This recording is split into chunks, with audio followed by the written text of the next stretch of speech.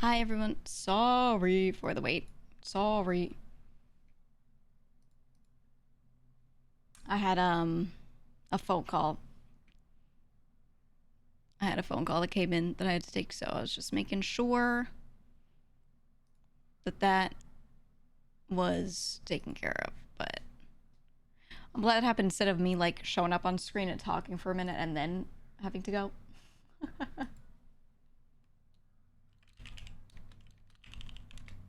One sec.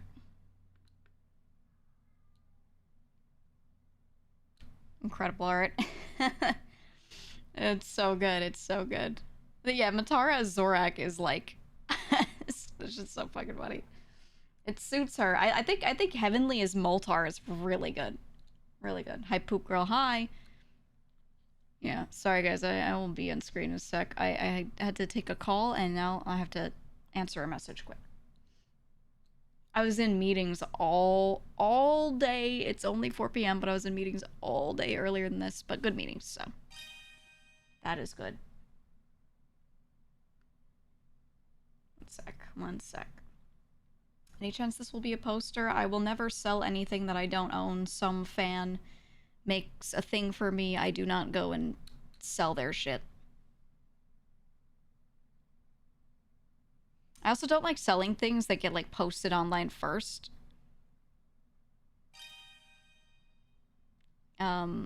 Because you could just print it out yourself. You know what I mean? Like it's just a PNG at that point if it's been posted. Actually, I gotta I gotta complain for a second. I gotta complain. I need to like force artists to sign something to say this. People keep taking art that we put on merch and posting it. And being like, I worked on this. With like no watermarks or anything. And I'm like, hey, what's stopping anyone from just being like, okay, I'll just print my own poster then. Okay, I'll just put this on my own shirt then. Okay, I'll just, you know what I mean? So I gotta force in my TOS for them to like watermark things or something. Or just not post it. I don't think other people have their art get posted like that. I don't know. I gotta check. But I own it commercially, so I gotta make sure I like slap something on there. Oh, I gotta tell Nightbot to stop doing this thing. But yeah, I gotta figure that out. I do consider that my fault for not like forcing a clause. I don't think I should have to though. At the same time, I think that should be common sense. But yeah, they are excited about it, so I'm not like personally mad at them. You know what I mean? On the personal level, not at all. But I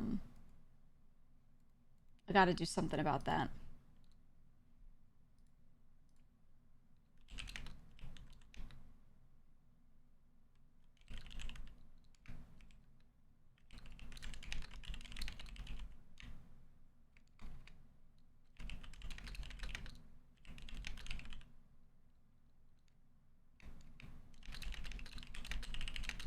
Okay, there we go. Sorry, I needed to think for a sec to fill out this message. And then let's turn off this thing where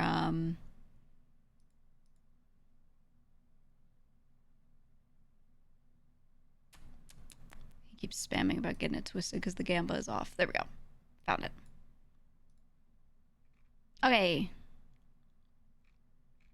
Fix that. Fix that.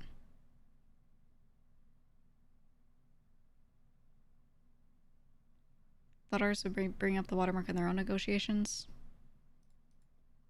No, I mean, what it is people do artwork for you and they can't, when it's commercial commissions, they can't, like, usually, stream themselves making it or anything, right? Like, it's not supposed to be shown until the product with the thing on it is shown, right?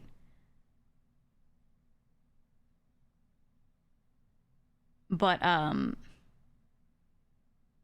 but typically when you pay for a commercial commission and you owe it commercially, only you can merchandise it, whatever, it doesn't get posted online. It's only the product with it on it that's posted, but there's no like just straight up PNG or JPEG of the work, right? But a lot of people those artists, it's also important for them to be able to post that they did work on that stuff, because it's important for their own reach and their own marketing of themselves, being like, hey, I worked on this, which I think is important too. So in the art and VTubing world, a lot of people will post something, but I don't want them to just post the art, so I gotta bother people about it.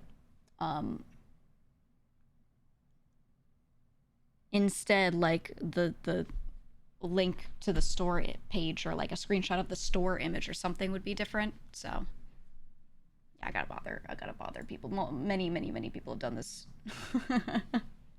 It's not just one. I've just seen it a bunch, so I'm like, oh. I also make sure they're always credited on the store page. So if you're ever like, who made this thing for this merch item, unless it's like literally me, it'll always have an artist there. So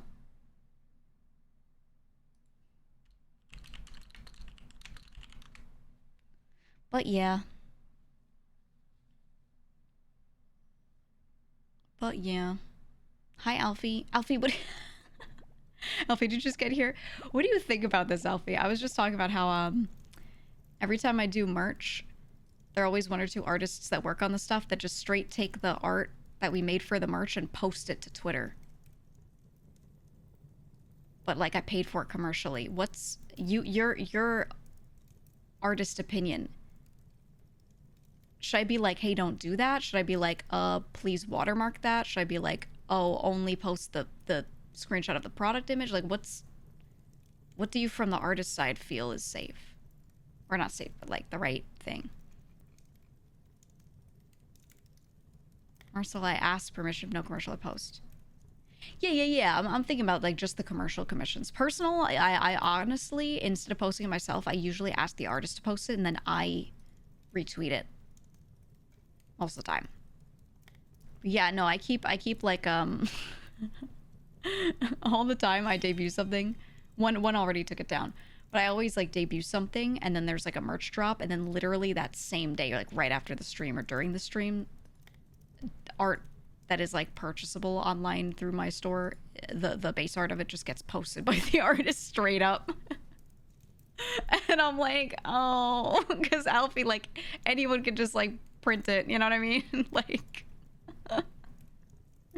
you know. This round, no one posted the stickers or poster, you know. And like the other stuff is like apparel art, so that's different, you know.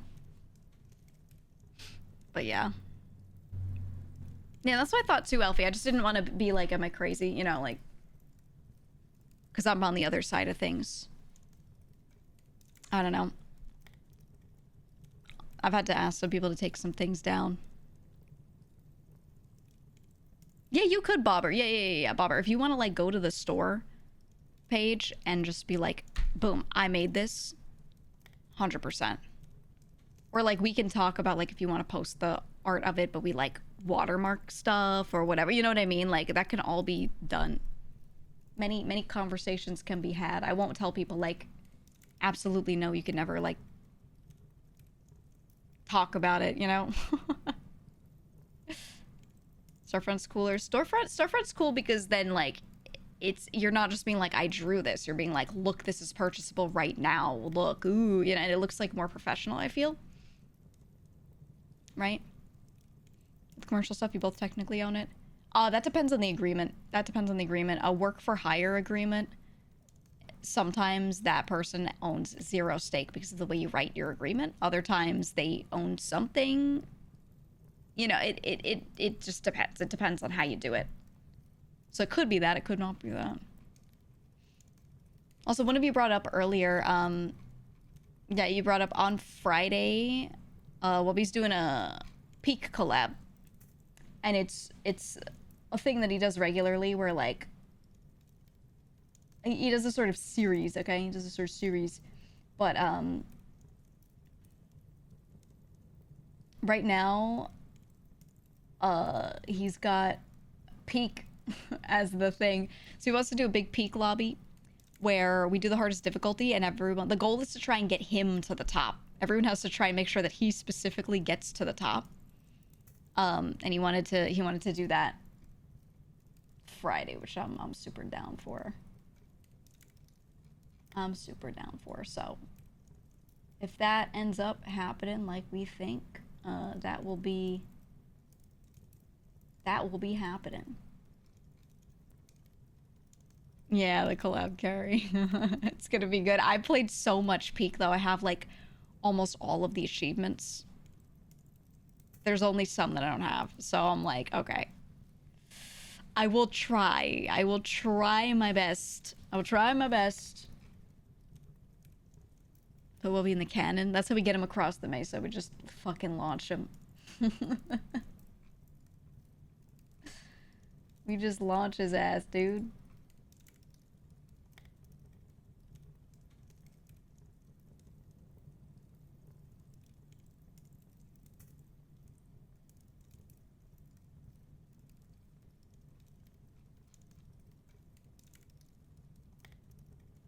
They did one more within the last week. Like going through the article with only 20% cold taken. Yeah, I saw a couple that I just have not been able to try and get on and do. So I wanna bring that back. I wanna bring that back. The aim was like 50 people. Yeah. I'm sure many people are gonna make it. I hope they use the mod that like fixes. Nah, it doesn't have to be RIP FPS. There is a mod that fixes that by just despawning the ghosts. Like you can hear the voices, but it doesn't do the floaty ghost. Which would be really good because that's what kills the FPS is when you die and the ghosts are spawned. That gets bad. So hopefully that's not an issue. If it is, well, it's Friday and I'll be on the alt channel, so last time I had the ghost just leave. That's one way to do it. That is one way to do it, honestly. Because otherwise, like, it can just be bad. It could be bad. Like, bad. But also, yeah, you don't want people yapping.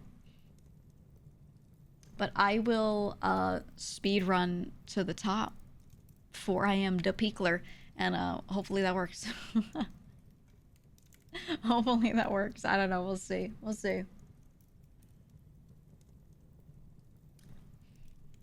You got this. I always got this.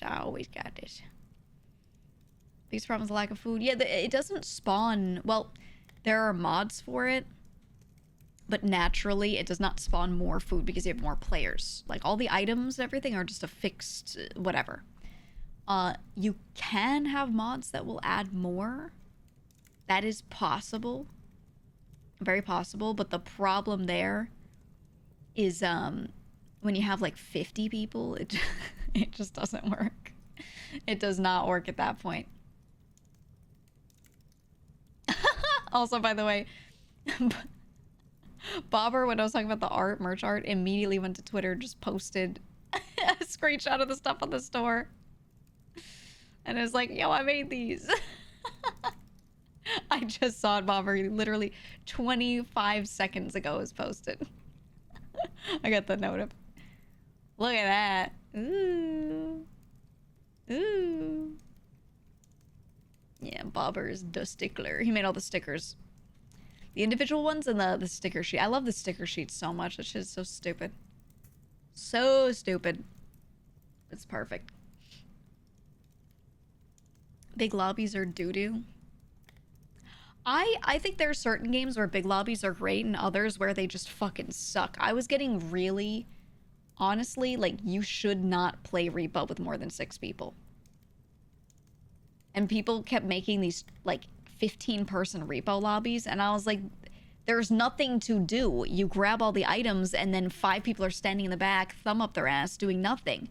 Like, what's the point? There's nothing to do in the game, you know? So I was like, guys, we gotta stop. Yeah, lethal as well. Lethal, like, items spawned on the map, one person goes left, one goes middle, one goes right. Okay, like, how much more effective can we be by adding people? Not really, you know. That was kind of why I got burnt out on lethal so quickly. I still played a good amount of it, but I kind of stepped out of a lot of lobbies because they were getting huge, they were over modded. It was just like, I'm like, this isn't fun anymore. I wanted to do things with those people, just not that, you know. But the smaller lobbies are still really fun. Smaller lobbies are good, so. I don't know. What if it's a race between 2 teams of looters? That would be different. That would be different. But no one wants to be creative. So they just they just mod in like big lobby and then put everyone in and they're like, it's gonna be so crazy when we all try to play the same game at the same time, but we can't. It's gonna be so crazy. And that's pretty much it. So and there's gotta be a premise. That's why I like this idea of it's a billion people in peak, but we're all trying to get like one guy to the top. Okay, there's an actual like premise, you know? So I'm cool with that. But yeah, sometimes it just gets a little crazy. It gets a little crazy. Anyway. The thing I wanted to do today, I want to finish Baby Steps.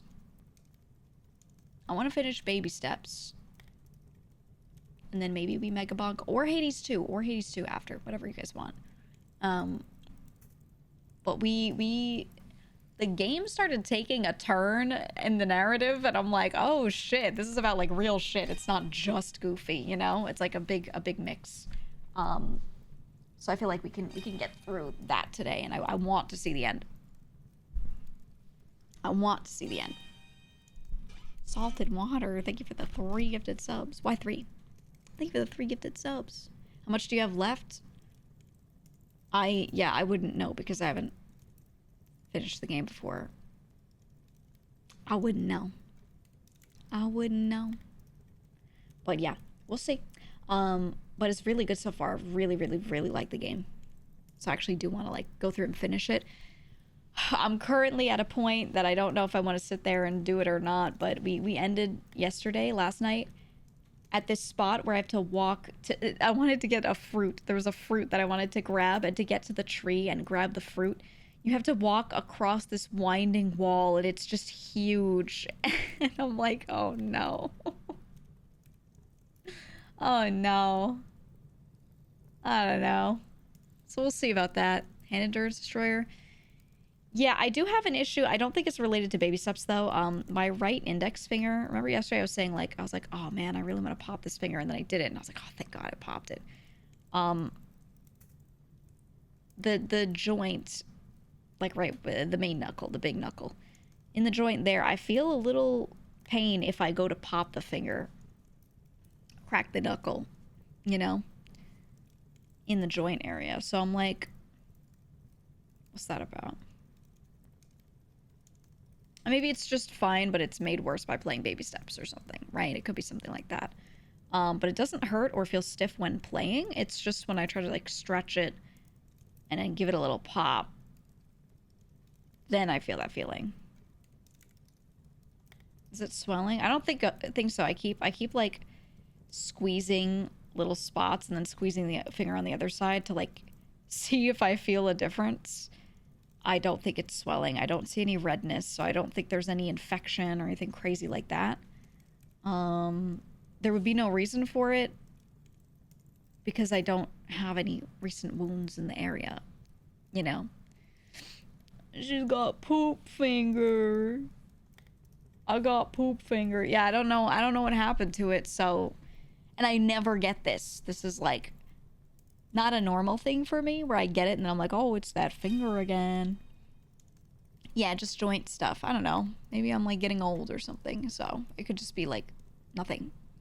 I have no other issues. But if I like take the finger and I push it down a lot to try and crack the knuckle, or I like push it back a lot to try and crack the knuckle, I feel like a dull pain.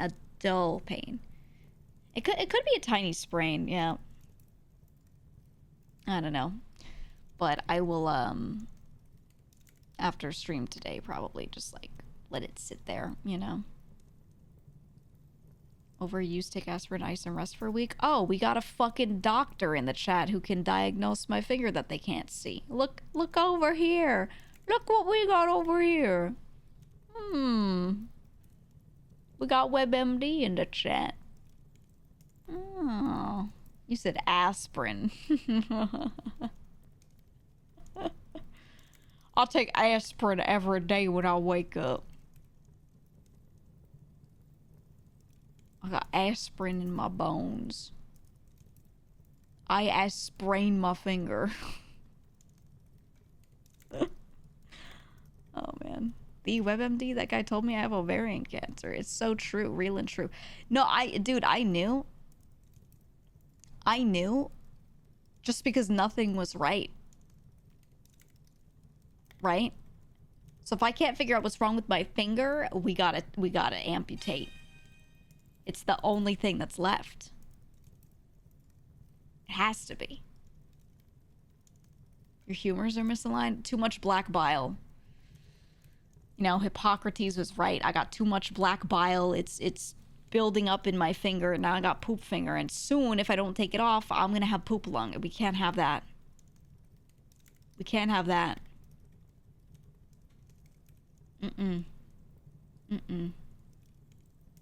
Remember when I RP'd that I had poop lung because I had my character spend so much time in the sewer? And remember when almost nobody wanted to engage with the poop lung roleplay? There were only like 2-3 other people that were like, yep, saw the poop in the air. And everyone else was like, yeah, it just smells a little bad. It's not really like, there's not poop in your lungs. I don't know, man. Yeah, the extended pauses. It was the poop lung. It was the poop lung. I hope they bring the sewers back in the future. God, I hope they do. Anyway.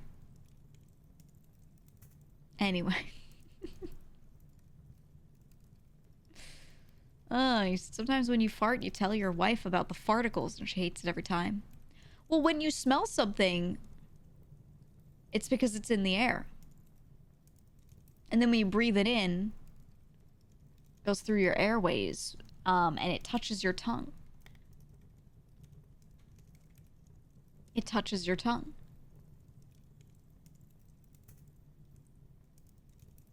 Right? Back of your tongue is just covered in whatever you breathe in. So, hey, next time someone is like in the room just talking at you really close, think about that. Think about that deeply, okay? Internalize that. Internalize that right now. Are you suggesting that everyone has done a non-consenting rim job? Yeah. Yep. So whenever someone says that they're not cool with that stuff, I'm like, now let's not lie, because I know you've sat in an elevator while someone farted and just continued to stand there instead of like pretending you're choking out and falling to the floor, all right? Don't lie to yourself. Do not.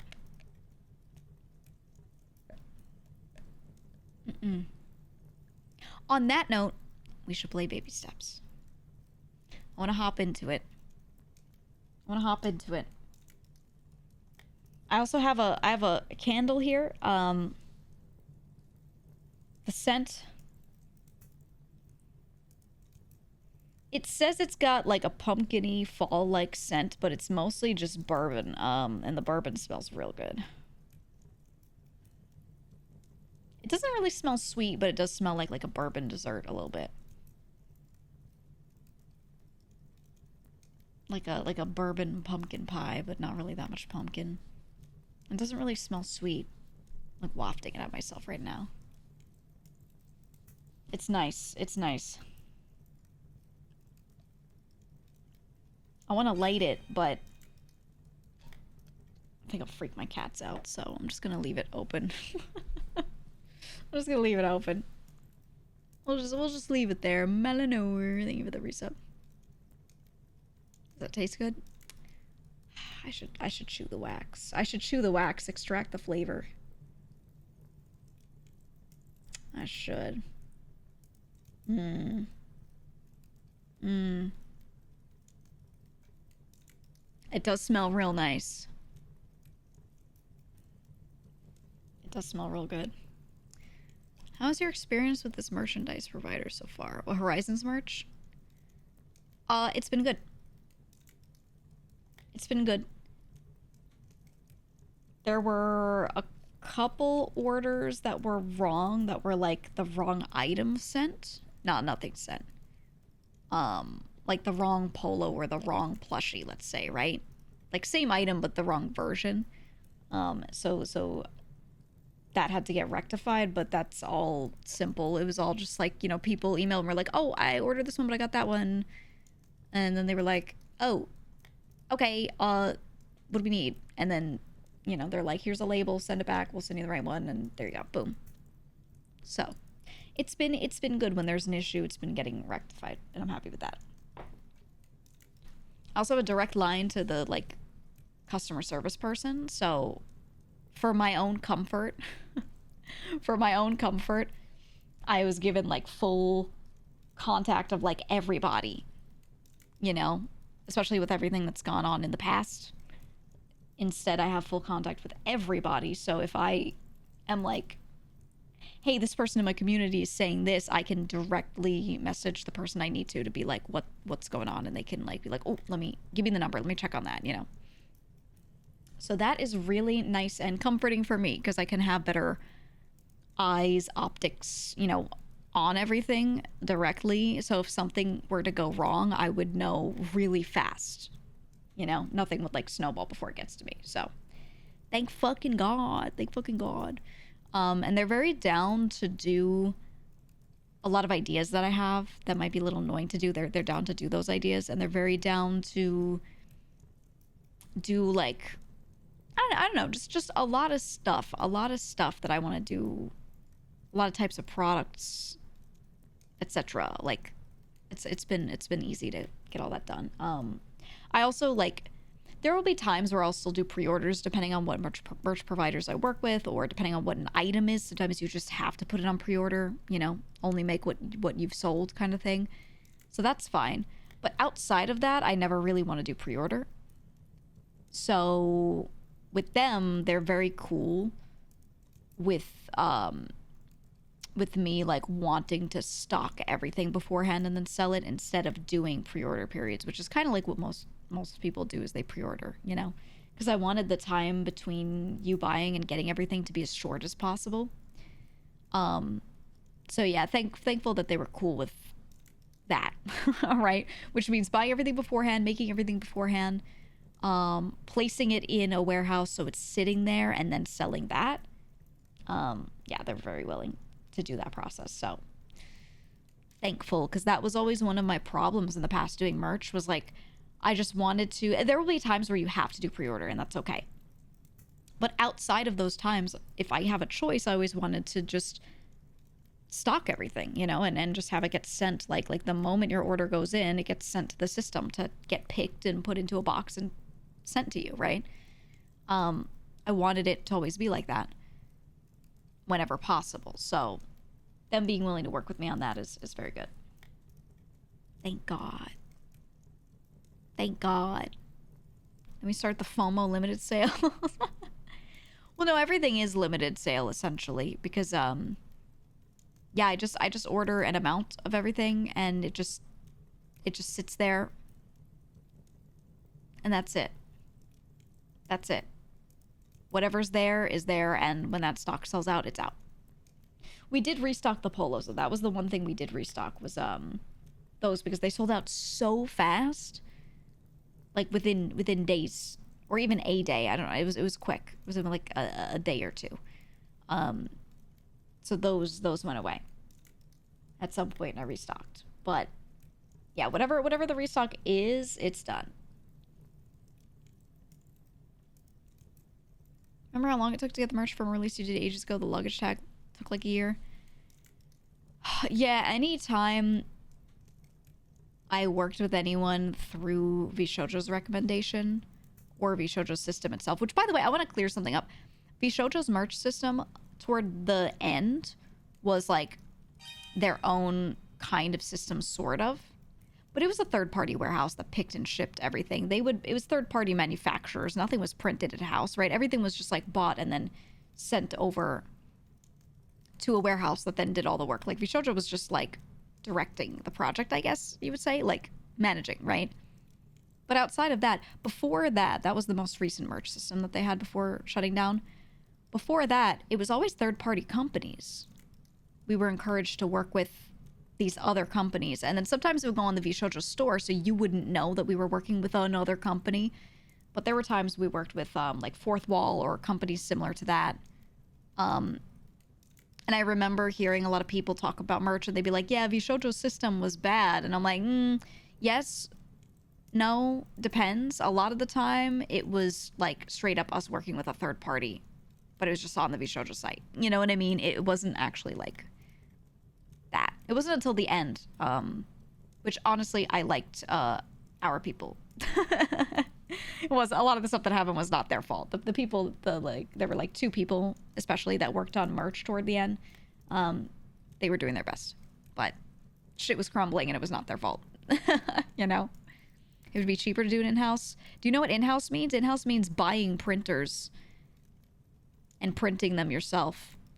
Like, let's say you have a t-shirt machine, and you have to pay someone to sit there and place the shirt on the thing and then press it and then move it and then place another shirt on the machine and then press it and then move it. And no, that is expensive to pay for if you have them in the US doing that. It only makes sense if you are a merch company, you know? That's why everyone works with third-party companies. No one makes stuff in-house unless they are a merch company, typically.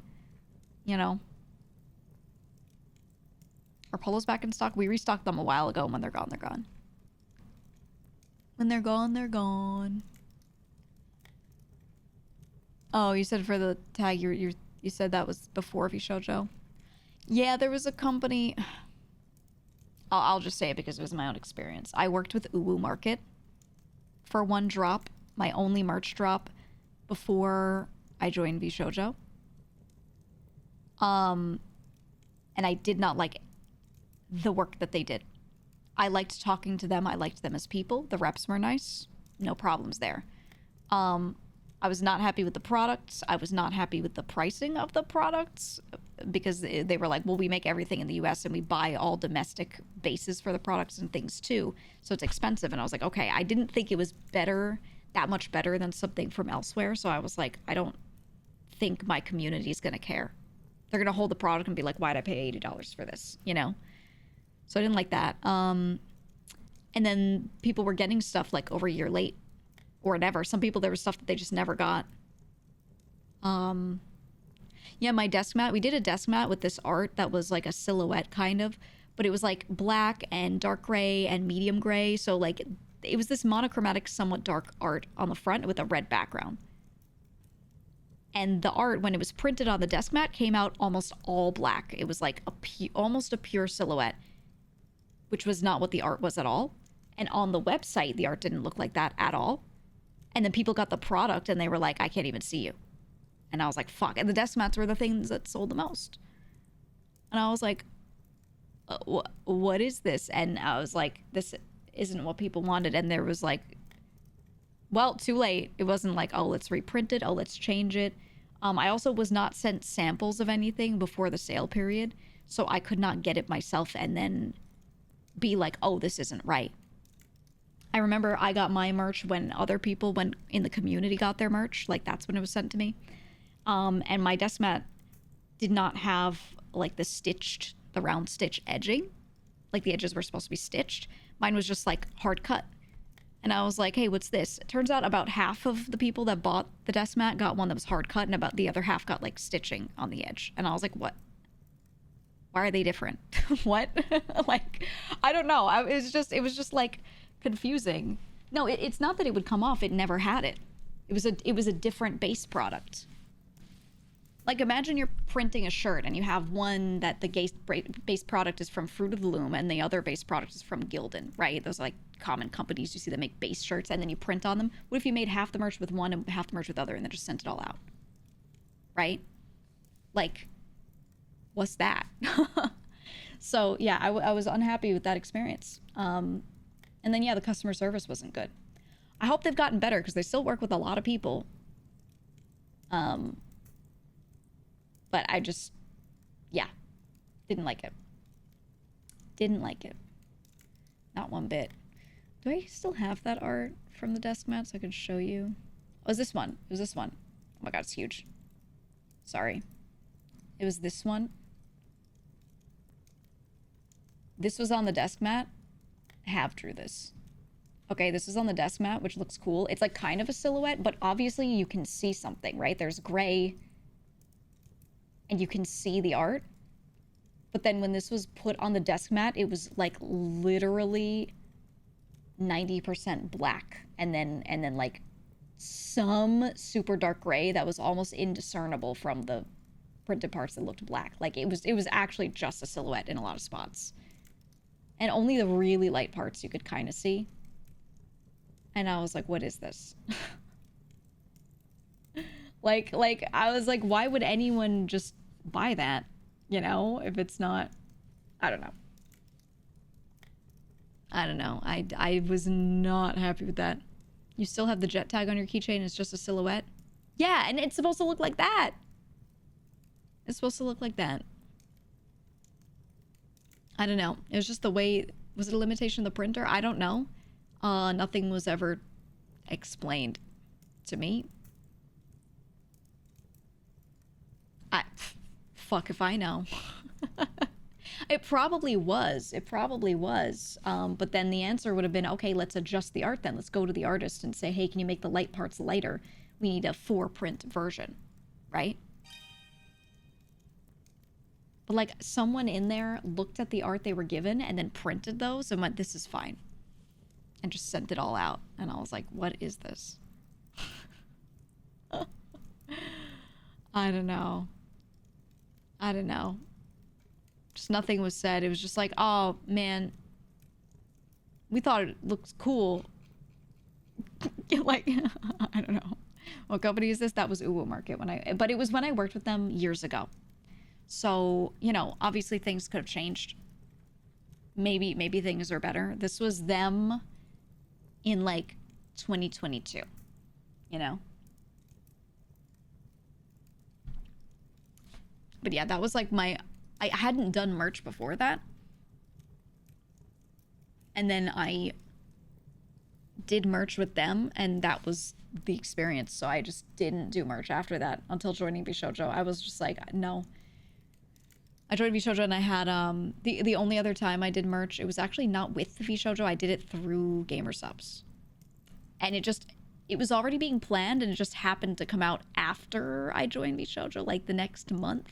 But it was already planned for that month, well before I knew I was joining.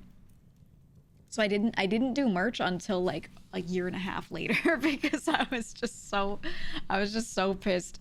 But their merch was good.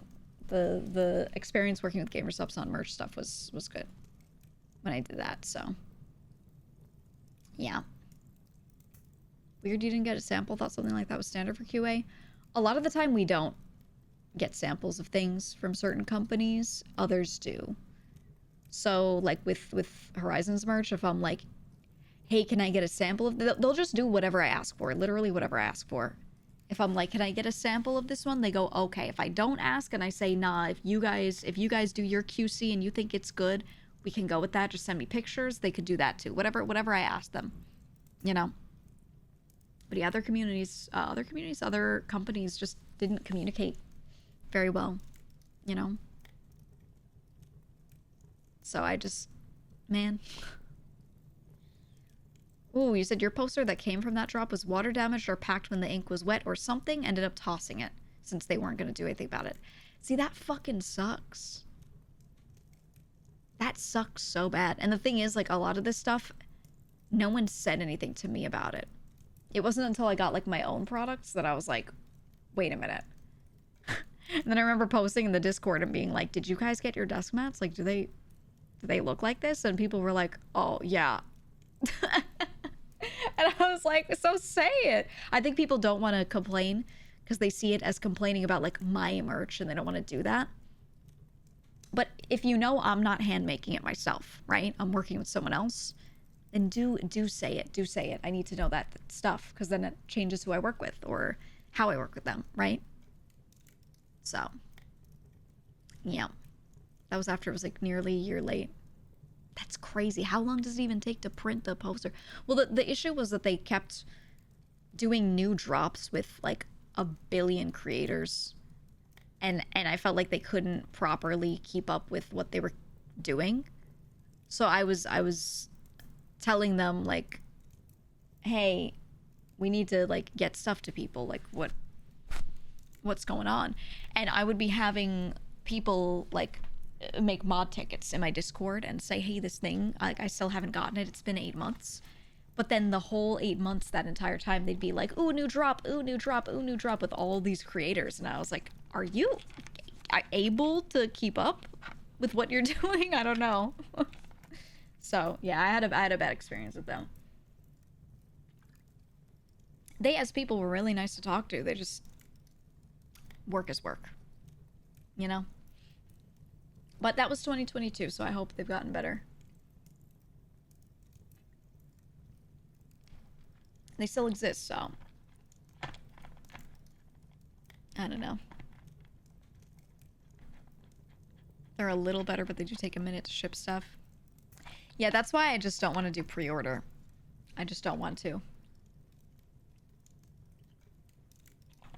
But see, the thing I don't understand is, like, how long does it take? Because with Horizons merch, I talked to them. They don't have, like, 1,000 creators that they're doing stuff with. But I talked to them when I was leaving, and I was like, hey, I had all this merch I was trying to do through VShojo, and then I am leaving. So, like, anything I was working on with that, anything I was doing with that is dropped. So if I still want to do this, and I still want to debut this outfit, whatever, I need to do it. But typically when you work with merch companies, it takes months and months and months to get these merch lines together, you know? So I was like, I want to debut this outfit. Is there any chance we can get this done by July? And they were like, hold my beer. And they just like speed ran what they could. And to the point where when we debuted the new model, when I debuted it in July, they were able to ship stuff out like within that first week or two of people ordering stuff. So not only did they like get all the back end work done, but like sampling and having it ready for sale was all like done. Like stuff was insta shipped, you know? There were a couple products that weren't able to be shipped until like a week or two into August, just because we were doing this shit last minute, you know? But there was a lot of other stuff that was. So, you know. You know. I don't know. It was just... I compare that to other experiences, and I'm like, I would like to try to work with other companies, too, and, like, test a lot of them out. I'm still open to that, but I know I have this, like, always good fallback right now. So, thank God, man. I don't know. But anyone I've worked with in the past who wasn't good, I just hope they get better. Because, you know, if they haven't completely gone under, then they can always just do better. You know? They can always just do that. And some of them may have, I don't know unless I, like, work with them again, but, you know, I don't want my bad experience to, like, doom a company if they do actually try, right?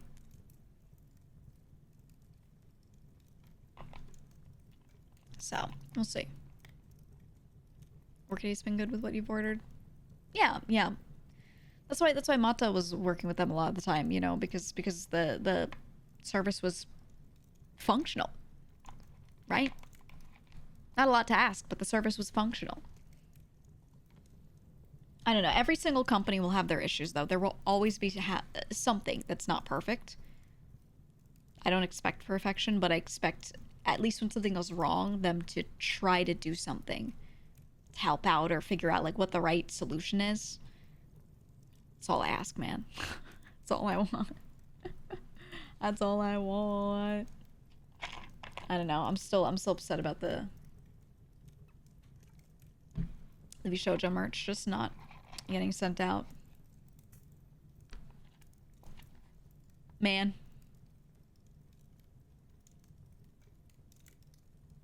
Man.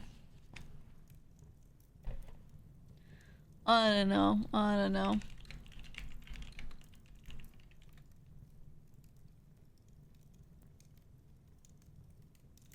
But we'll see what happens. We'll see what happens.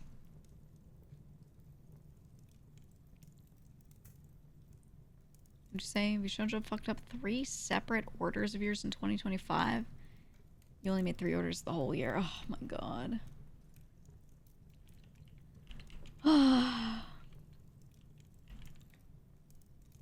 Yeah. Yeah. That shit is just tough.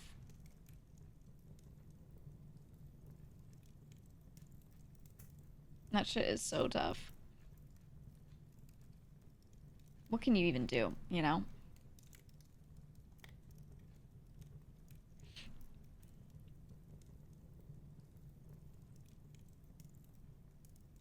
What'd you say? You're still waiting on a Horizon figure because the talent didn't license their likeness. Oh man, I can't stand when yeah, there's some like gaps in business literacy, and like if you have an agreement like where you literally just write it on Discord to a company and you're like, yeah, you can use my likeness to make a thing, that company can do it. They can do it. They absolutely can. You gave, you know, some sort of consent, or from their end, they're allowed to believe that, right? But you have to own that yourself to be able to do that, you know? So that can be rough.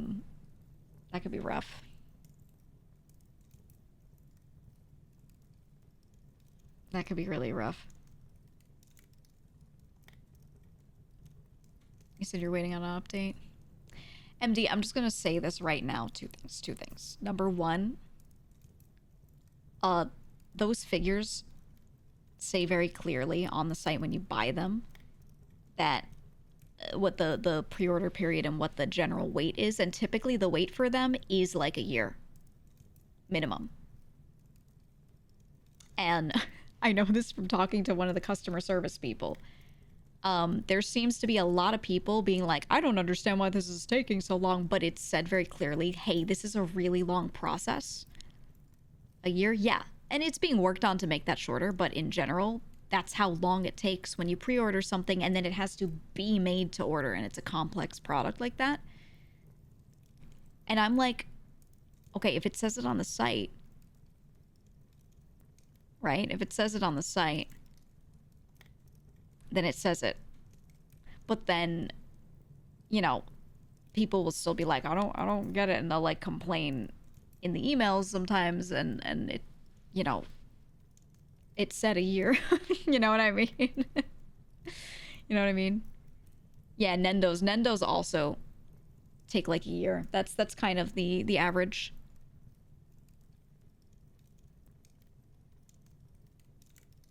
Nendos take a long time as well, or anything from, that's kind of why, like, I know Good Smile has like 2 levels of figure. They have like the normal figure, and then they have that like slightly cheaper one, the one that like costs less and it's like less detailed, because those ones take less time to make all of them, because they have to make it and they have to paint all of them too. That's also part of it.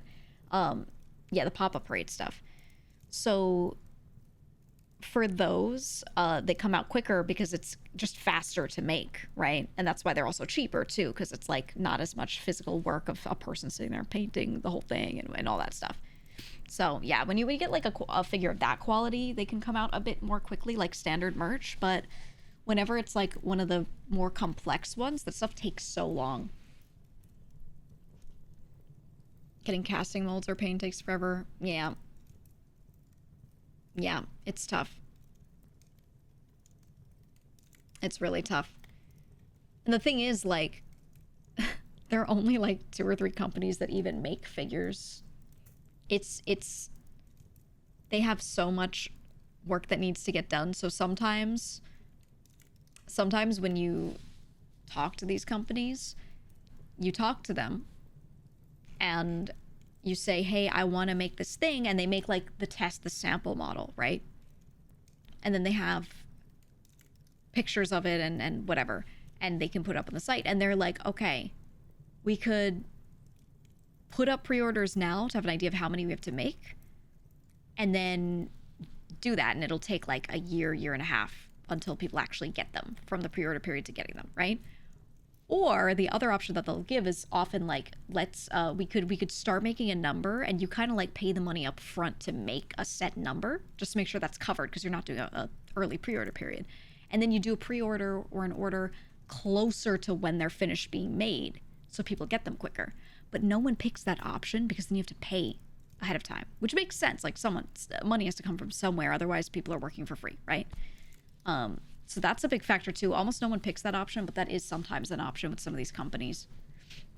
But no one goes for it. They all go for the let's put up pre-orders as early as possible so we can get the money in, and then we can get a count of how many we need, so the time for the workers is paid for, and then we do it. But then it takes like a year to year and a half to make and ship everything, you know?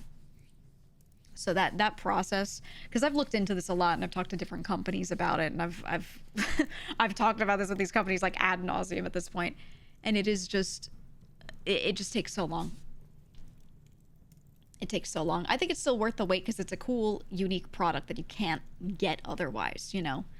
But yeah, I just feel bad, because those companies end up tanking a lot of like people pointing fingers at them and saying negative things when they kind of talk very clearly about like what the expectations are. And then usually if something goes wrong in production and it pushes it back months, they usually say that, but it's like, it's on the creator to make sure that that's like really blasted out there, so that their community doesn't like, again, like go attack the company and stuff. And it's just like, you know, you have to work hard to like get people to not freak out.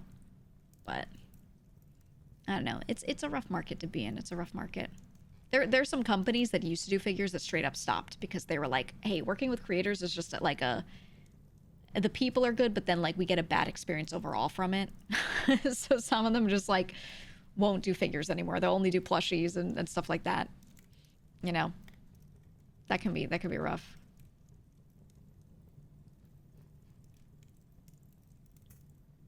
Yeah, Zoingo. And I know you do a lot with like figures and stuff, Zoingo, making and painting stuff, so you probably are aware. But yeah, it takes a lot of time and money to make them. A lot. It's rough. But I still want to do something like that. I've just tried really hard to research like every single option, and you know, it we just really look deeply into it and understand the process, because sometimes I've seen some people complain about various companies, not just for figures, but for merch in general. I've seen people complain about a lot of things, and I look at it and I'm like, that seems bad. Let me not do that. But then when I look into how it actually works and I kickstart the process myself, I realize sometimes that's user error.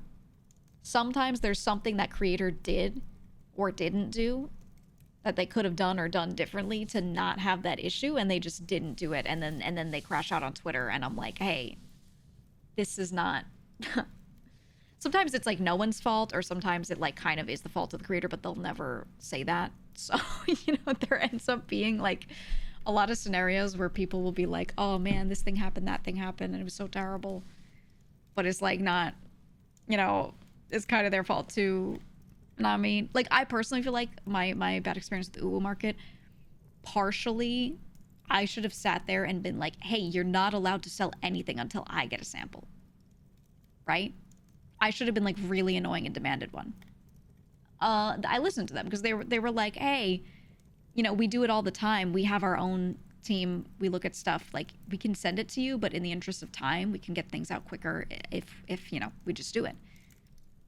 And I was like, okay, if this is what most people do, I asked, like, do most people do that? And they're like, yeah. And I was like, okay, well, if most people do that, we'll do that, you know, and just send it to me when you start printing. And they're like, all right, cool. And then in hindsight, I was like, Yeah, no. Okay, my opinion is not the same as everyone else. I should have just been like, hey, give me one. You know?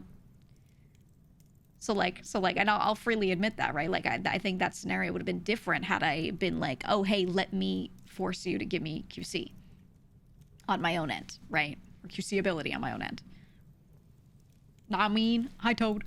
Come on in. But yeah.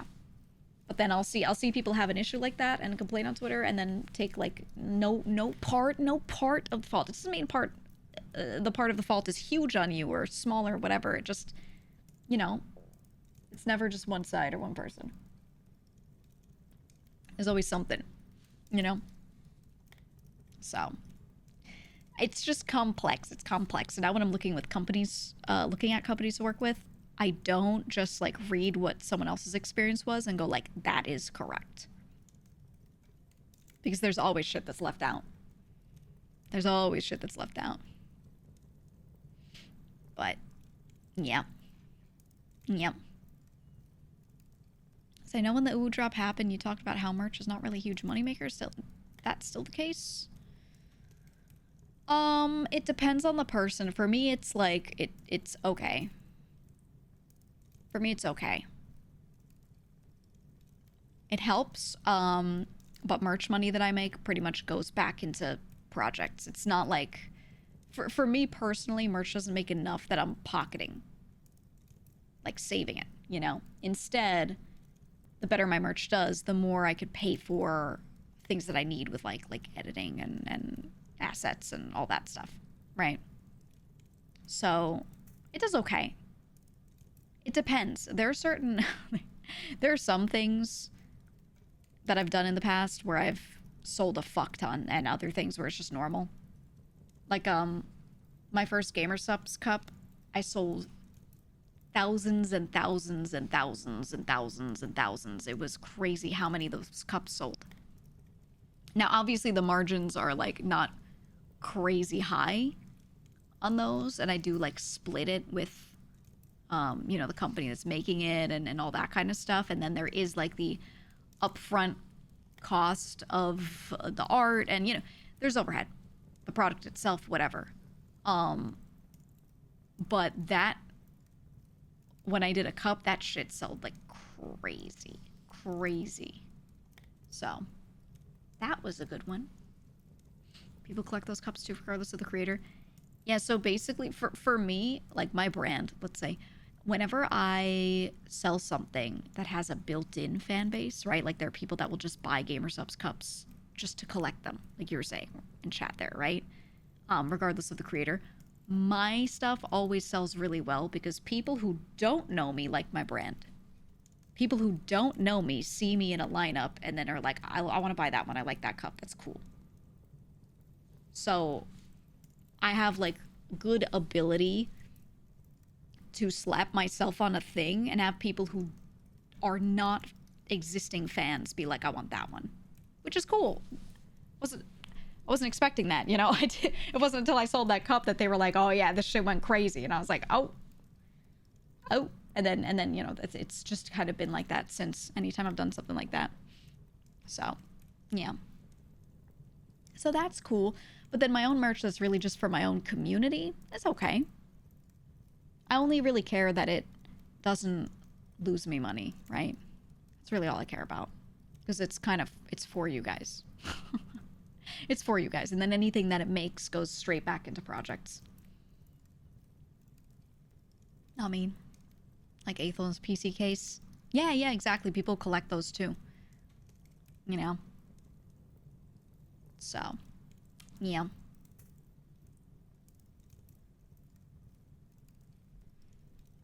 Yeah, you said, I know I've heard from a lot of creators that doing convention stuff is not a profitable endeavor, but more just fan outreach.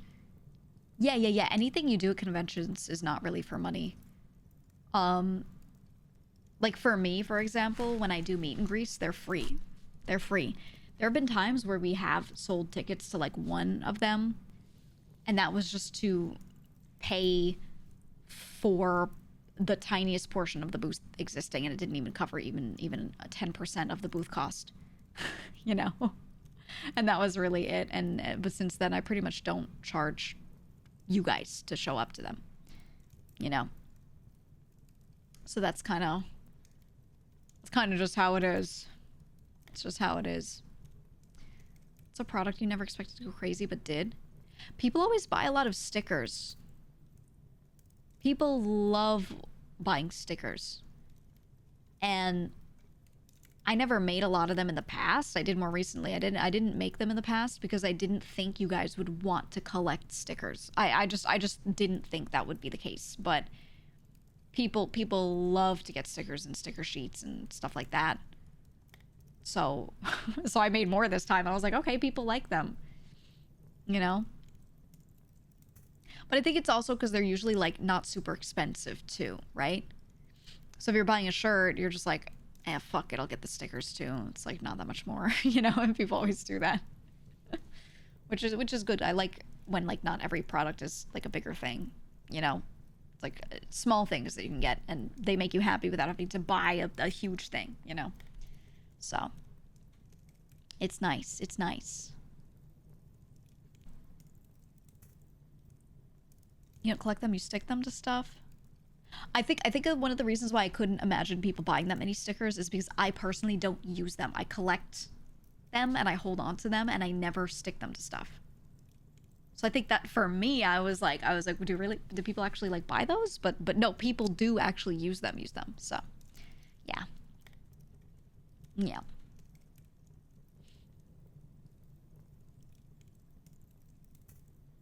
Speaking of bigger things, how to hat figure. Still coming along, going really well though. Really well. I have seen a sample of it. And it looks insanely good. Insanely good. I'm doing everything I can to reduce the amount of time between ordering and you actually getting it. That's my goal. So we're working really hard on like how to fine-tune and adjust some things to make that more possible. But we'll see. But yeah, it's coming along really well. Really, really, really well. So I'm glad. I'm just so excited for it. Like I'm not going to show you until it's time to like sell it. I'm not going to hype a thing that's not like ready for you to look at, you know? But it looks really good. We spent a lot of time changing stuff around and adjusting it, so I'm happy with it. It's the most out of there place you've seen your merch end up at? Nowhere. I only sell it online. And then like I might do some booths if they're like my own or like a company that I partner with. But no. I don't think my merch has like crazy resale value if it's not like a collectible item.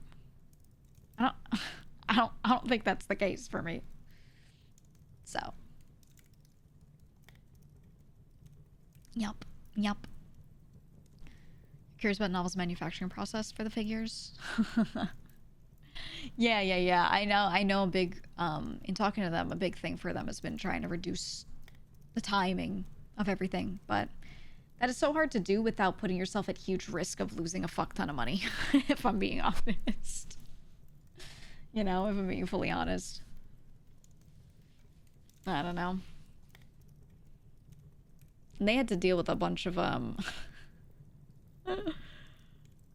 mean, brother, you know how many figures were canceled? Figure orders were canceled when people get canceled? Like a bajillion orders and a bajillion products made physically existing, and then a person gets canceled and suddenly all those orders are canceled. And what do? The right thing. They're like, okay, you don't have to have this thing, you know? But then they're stuck with like a billion of them in a warehouse. I'm like, oh my God. That shit's like, what do you do? You know, what can you do? That is rough.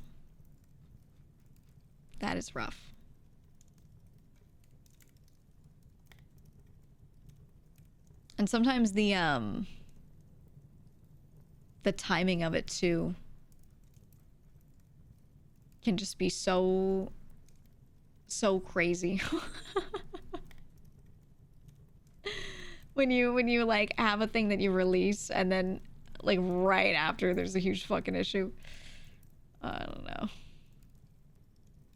I don't know. Rip. Rip. Not easily recyclable either. No, no. Donate them to a children's charity. Hope you get a tax write-off. Well, number one, might not legally be able to do that. But number two, they're not. Yeah, they're not child-friendly. The designs a lot of the time. That's not really a thing. Not a thing.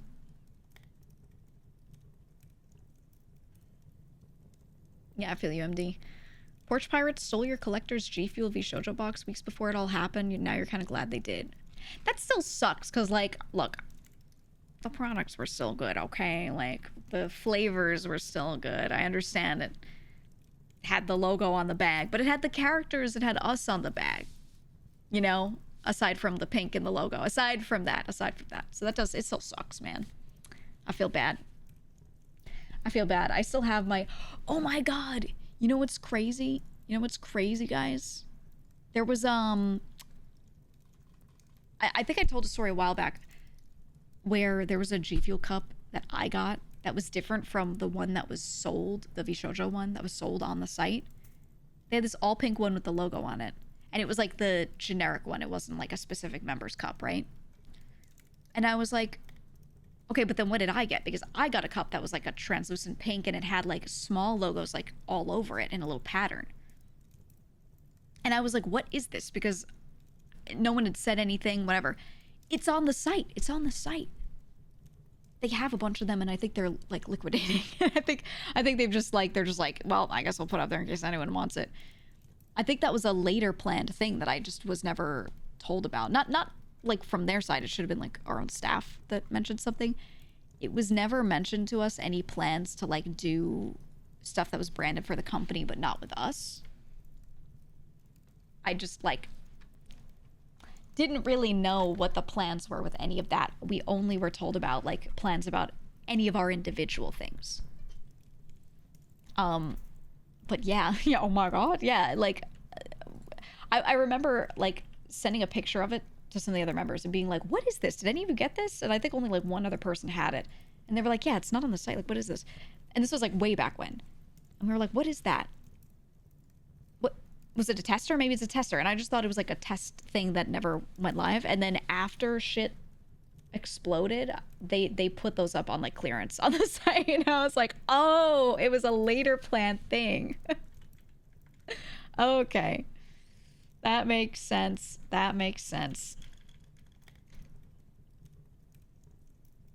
I get it. So there's that.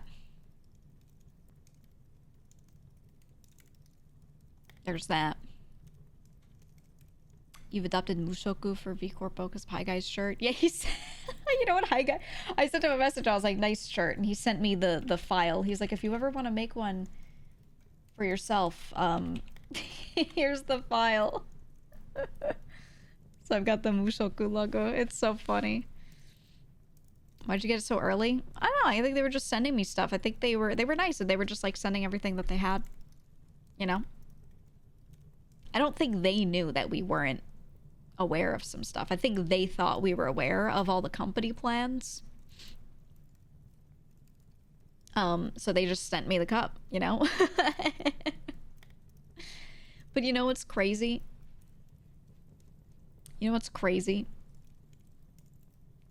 not gonna give specific numbers on certain things, but I was looking at it.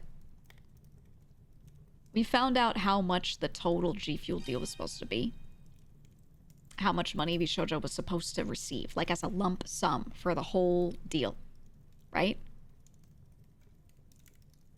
And this was a while back. I was not told this at first. The only thing I was told is, here's what we would pay you. And I was given a number. I thought it was okay. I was like, really mostly going with it because I was like, well, if everyone else is going to do this, it'd be very weird for me to sit out. You know, I'm very for the group, for the members. You know, I'll do whatever makes sense for the group, right? Because I didn't have any problems with anyone I worked with in the past or anything like that. I was just like, you know, whatever looks best for the group, as long as whoever we're working with, we're cool with, then sure, right? So I take the number that they offer. They're like, this is what you would get. And they made it sound like that's what G Fuel was offering. That's just what Vishojo wanted to give me out of the lump sum. You said 2% is your guess? Oh, generous. Generous, aren't we? It was way less than that of the total amount. Way less than that.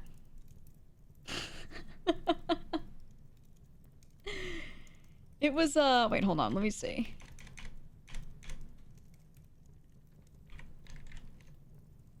.012%. No, 0.012%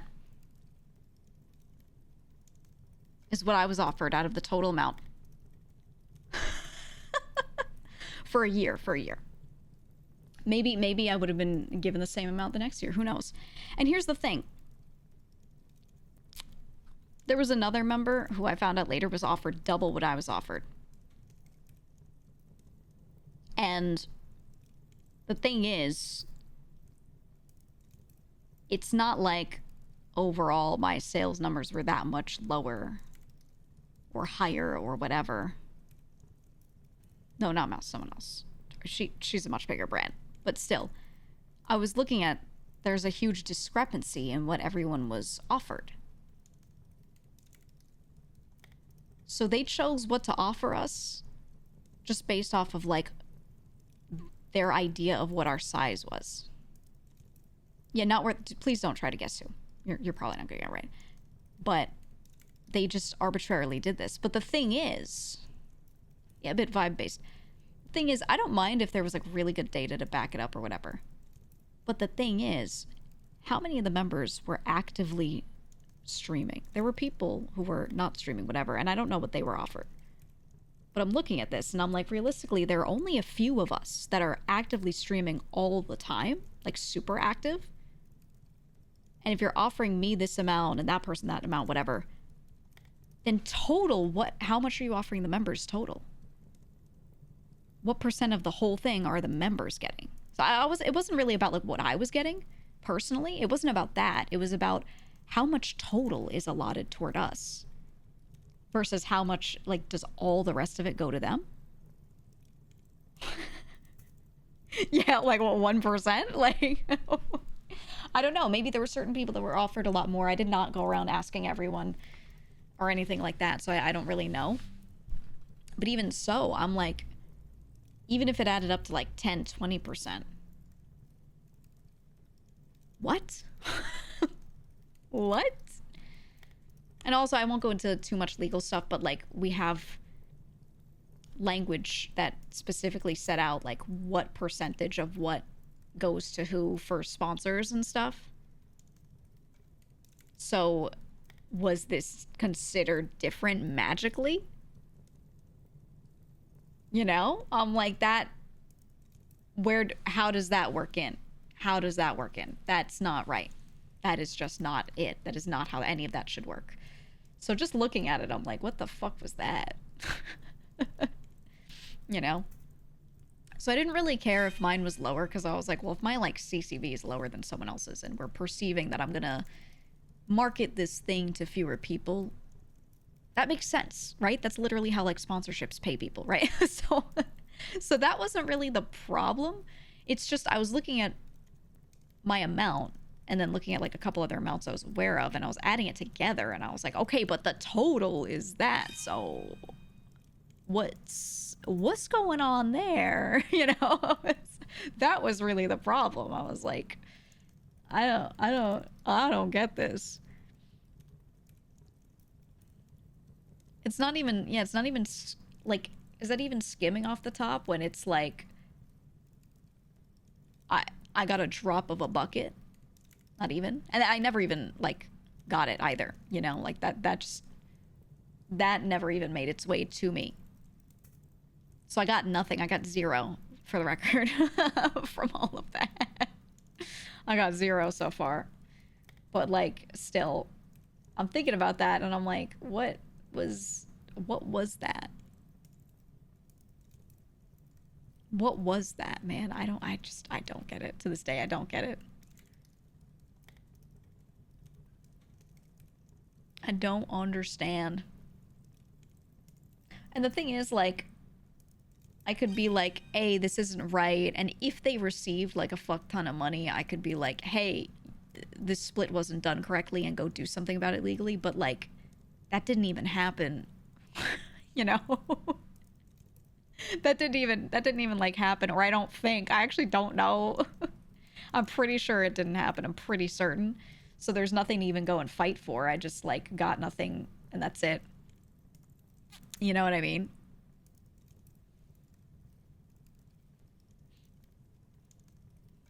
Do you feel give every a plate of cookies? Yeah, pretty much. Well, I don't think they, you know, need to give them anything. Right? I don't know. I don't know. They give the talents only peanuts and still fucked up to pay them. I don't understand. I don't understand. I even dropped an old partnership that I did like to do that one because I was like, well, it just makes sense for me to do like the group thing, you know? But then I was like, man, if I... we were talking about how much was lost had I just stuck with the old partnership.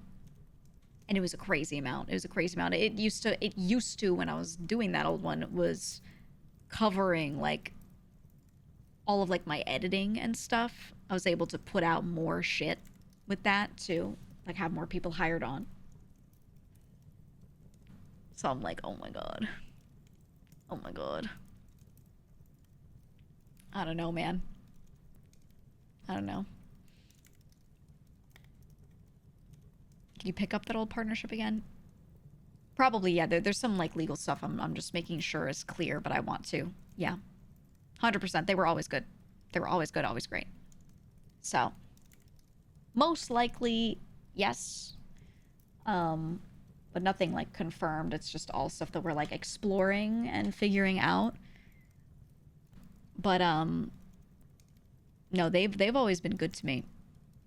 Both companies, I want to say that both companies, as far as like my individual sponsors have gone, they've always been good to me. I don't really, you know, they like on a personal level, everything's been fine. So, Taka, thank you for the 10. Thank you for the 10. But yeah. So if you combined all that's owed to each channel, it sounds like you would be one of the larger, if not largest, owed party. Me? No, no. No, I mean, somewhat, something, yes. Oh, you mean all of us together? Is that what you're saying? Yeah, hold on, I'm rereading what you mean. Yeah. Potentially, I don't know. I don't know. Maybe the investors, I don't know if they owe them anything or if there was no expectation of money being owed. I have no clue. I have no clue. You know, their initial investment was about 11 mil. And I don't know what that agreement looks like. A lot of the time, like, if that money gets burned, it gets burned. And that's kind of how investments work. But that usually goes along with a bankruptcy. Investors get paid less in bankruptcy. That's only if they didn't set something up so that they're like a specific lien on it. All these things are assumptions, but every individual agreement you have with any company, any investor, whatever, could change what the, you know, the standard in your mind is. So, yeah. Henya Ferrari case on Lambo Mouse House. Yeah. Yeah. Crazy. Crazy. And the thing is, like, I've complained about this before. For me, dude, for me, I purchased the only thing I wanted to purchase in my life was a home, and I did that last year, and I talked about it, right? I did that. And a lot of that was banking on things going a certain way. And I was like only able to do it because of some of this stuff, and then things didn't go well, and I'm like, oh, okay, well, I'll just get fucked then. You know what I mean? Like, I'm like, I don't make like crazy buku bucks or anything. I don't make so much that like this stuff not panning out doesn't affect me. Right? And I'm not gonna say that other people weren't affected. They absolutely were, but there are other people, you know, from the group that just, it's clear as day they probably make like more money than me. Like a lot more, you know. So for them, having some of these losses is like, it depends on the person, really depends. Some even a big loss, they like it was all their money. Some people it was like just a portion, you know. But still, it's really bad for some folks, whereas others might have more of a nest egg built up, or they might have more money from elsewhere that took care of everything pretty well, etc. And I'm not in the negative. I'm not dying, you know. But considering I have a mortgage, and then I also have all of the medical shit ongoing that I still pay for, you know, I've got a lot of overhead. I got a lot of overhead. Yeah, the medical bills are by far like, it's better now. It's better now. I've paid off a lot of the initial stuff, but that really took out like savings and things that I had previously. Not a ton, but like, not like I had a ton of savings, but I had enough to like keep myself okay. But, you know, cancer's expensive is what I'll say. It's really expensive. So that was, you know, a lot. Jesus Christ, man. Thank you for the subs. Thank you for the subs. But it's, you know, it's really significant. It's really significant. And then there are people in the former group that maybe do objectively look like they probably make more, whatever, but each other might have been holding more of their money, you know, just in general because of the way they had their stuff passing through them and stuff, you know. So it affects everyone, no matter how much they make total. It affects everyone pretty poorly. So it's just rough. It's just rough. I still wouldn't say like, oh, maybe we collectively are owed the most out of any debtor. I don't know, because we genuinely have no clue who they were in debt to, or how much, or for what, or anything. No clue. The company that was working on the game, I hope they got paid something. I don't know if they're owed anything. I know the merch company, not the merch company, the shipping company, right, that was holding our merch. Obviously, we can't physically get our merch because they weren't paid, right? There were other projects internally that were being done. I don't know if those were paid or if they were not, or what. Like, you know, no clue. So I have no idea like where that's at. Thank you for the 10, comrade. Thank you. Did the video game company already go under? I have no clue. Did they? I don't know. Hold on, let me look. Did they announce anything? I don't think they've said anything on their Twitter. No, the last thing they said on their Twitter was that they were partnering with us, and then that was it.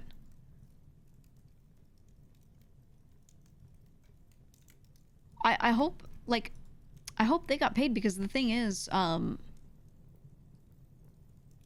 know we had seen some progress on some things for the game. Not really much was shown to us. But I remember something that I was shown. They were talking about like styles of models for the game and like art style. They were asking us what we liked, and they were showing examples of each. And for the one that was like full 3D model, there was a full 3D model of me that was shown. And it did not look like my existing 3D model. It looked like they had made an entire completed 3D model of me for the game, which is a lot of work. So I don't know if that was like the only thing made, or if they had a whole bunch of other assets made, or what. I just hope whoever made that was paid, you know? like I think about that and I'm like, wow. So some level of work was done. I don't know. It seemed like a lot of stuff was very stuck in concepting, because we kept going back and forth on like ideas for it. but I don't know what was and wasn't made. There was one where they were like, what if we did like a shorter like chibi style? And there was another member where they had made a model of them in that style to show an example. So I'm like, I don't know how much work was actually physically done, but there were some things I'd seen that looked like really like done certain assets individually. So I don't know. I don't know. That was no input for me as crazily. Well, there was input in literally the form of like Google Forms and talking about it during some meetings. They would like show us a form and have us rate certain things from like 1 to 5 to get an idea, and then we discuss it during a meeting. But I'd say we had 3 discussions total, maybe, if I had to guess. Doing art before gameplay? No, they were doing everything simultaneously. Let's not start getting mad at the game company in any way, shape, or form. They were it wasn't their fault that, you know, we and the company kept like being like, actually we don't like this. I think the disconnect was, my guess is, I think people within our company were telling the game company what to do, and then the game company would show it to them, and then they would show it to us, and then we'd be like, we don't want that. And now there's work that was done that needs to get thrown away and redone, right? I'm pretty sure that happened several times. So, you know. Really wish some stuff doesn't stay as lost media. I mean, it's not like these projects were done or anything. They will be lost media. It's not, you know, they physically, like, let's say it's that 3D model of me. That's my IP. So they can't show it or sell it without my consent. But they physically made it. So I can't show it without their consent. I'd have to talk to them, and then we like are like, hell yeah, let's do this. And I don't even like, I could probably find it, but I don't have their contact. You know, like I genuinely don't. We never spoke to them directly. So, you know, I got no clue, man. I got no clue. Yeah. Western standoff, exactly. Was trying to blame the devs? Yeah, no, I know. It's just your wording. People might, like, get weird, you know. Their website no longer exists. Yeah. Let me see. I'm gonna go to their LinkedIn. I'm gonna check their top people and see if they have no new jobs.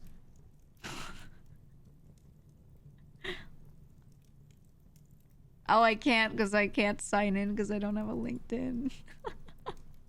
They make you sign in to view everything. I forgot. I left the corporate world.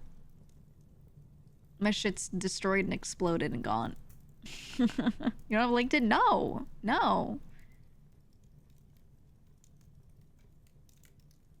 Nope.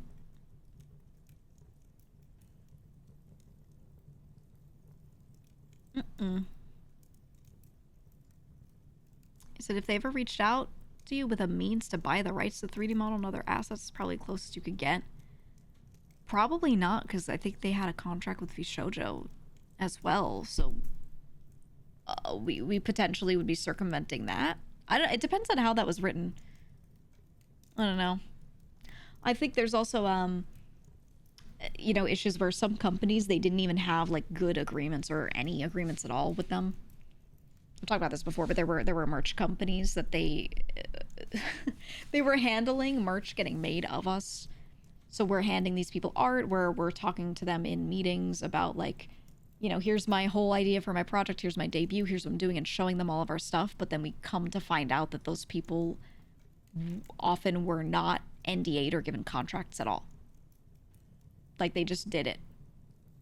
They did everything as if there was an agreement. Like, everyone held up their ends of the bargain, I guess, but there was no formal paper. So if someone fucked up, you know, and if you ever had to take something to court and you don't have that piece of paper, that could be like really rough, you know? So I'm like, oh my God. It opens everyone up to all this liability, you know? And like, we didn't know that. We thought everyone was NDA'd and contracted, like that we worked with third party all the time. So like, we would move forward with work because you think that's fine, right? I don't know. That shit's crazy. Yeah, they did it live. It's true. It's true. You did art for a major VTuber project recently and you were shocked no one asked you to sign anything? Uh-huh. It's actually quite common. Quite common that people don't, they don't make people sign shit to protect themselves with, like, their... I don't want to say their IP. It's more like keeping secrets and NDAing stuff so that your shit is, like, just not seen or shown before debut, right? Like, if I send... I have a bunch of designs that I've never shown publicly that I want to work on, right? And if I started sending that to an artist and I said, hey, can you make art of this? And I didn't NDA them, then that person could just, like, post it. They could just post it and be like, yo, she showed me this on Twitter, you know? Like, and I couldn't, like, do anything legally to them because we had no paper sign, right? So essentially that's what was happening, that nothing was signed formally with those companies, but we were under the impression it was. So that's why we were so free with, like, talking to them and being like, oh, here's my design or whatever. Now, the good news is I like to think most companies and most people would, like, never do that shit, but still. Also, no, Hazmathis, no, I don't think that's the case, what you were saying before. I mean, it could be, but not likely. It was more so that the company was signing everything for us. Not that our information was used to sign stuff. But yeah, I don't know. Shit's so cooked. Who knows? Who knows at this point? It could be the case. It could be the case, Hazmat. I don't know.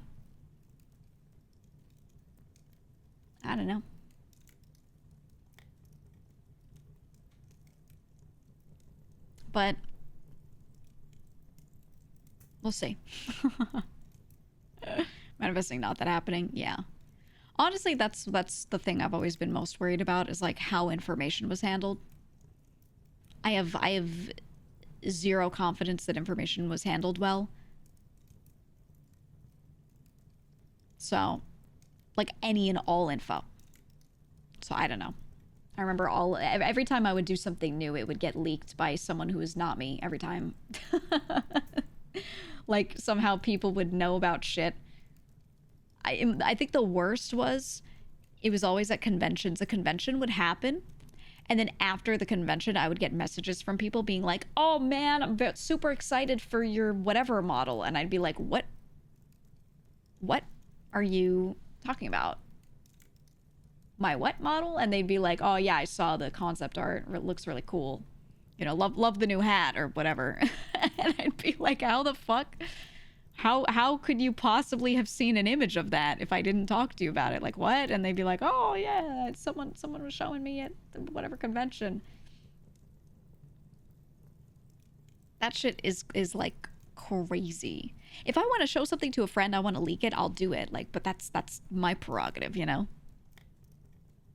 I have friends that I don't have NDA that I show fucking everything, absolutely. But they're close friends that I trust deeply, and they show me their shit too. And we have, you know, like a Mexican standoff where like, you know, we can both pull the trigger at any time. But they're friends and we respect each other. You know? Like, I'll say straight up, I show Joel everything. Joel sees, like, every design before it comes out. Every single one. And vice versa. I've seen all of his shit. I know, yeah, mutually assured blackmail. I have seen, he's talked about his male model. I've seen every little bit of it, and I've been given notes. He'll be like, do you like these sleeves? And I'm like, no, I hate them. Do this instead, you know? But that's only for people you trust, you know? Not like randoms. You show whole. I do this anytime I have, like, an image and there's, like, a gap in it or whatever. That's what I do. I send it and I'm like, yo, here, do you like this hole? Sending whole pics, and it's like a model, like a chunk of it missing. And always. I always joke that Joel shows hole because he has that, like, hole in his face because he's a porcelain doll. He's that crack and, like, the chunk missing. And I always feel like, dude keeps showing hole in the DMs. Hope the male model's adequately slutty. I'm trying to make sure.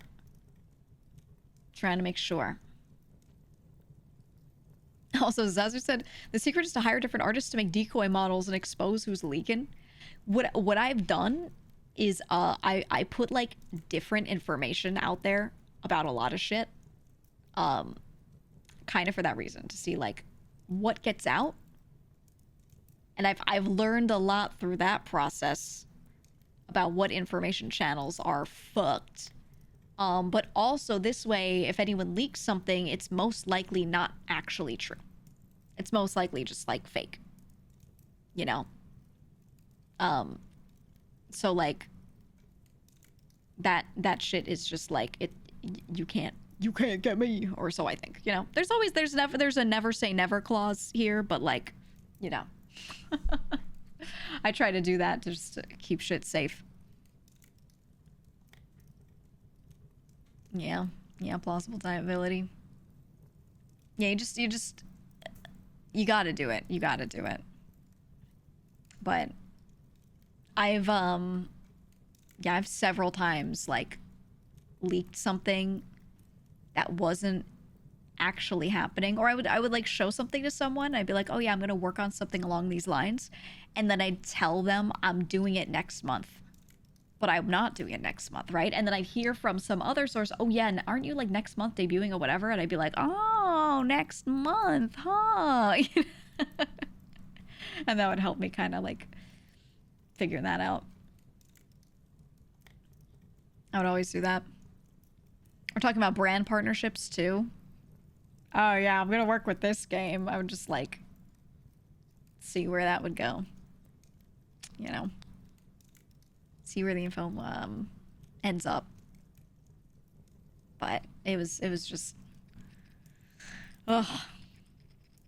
I gotta say, I think 98% of the people in this industry leak everything to everyone.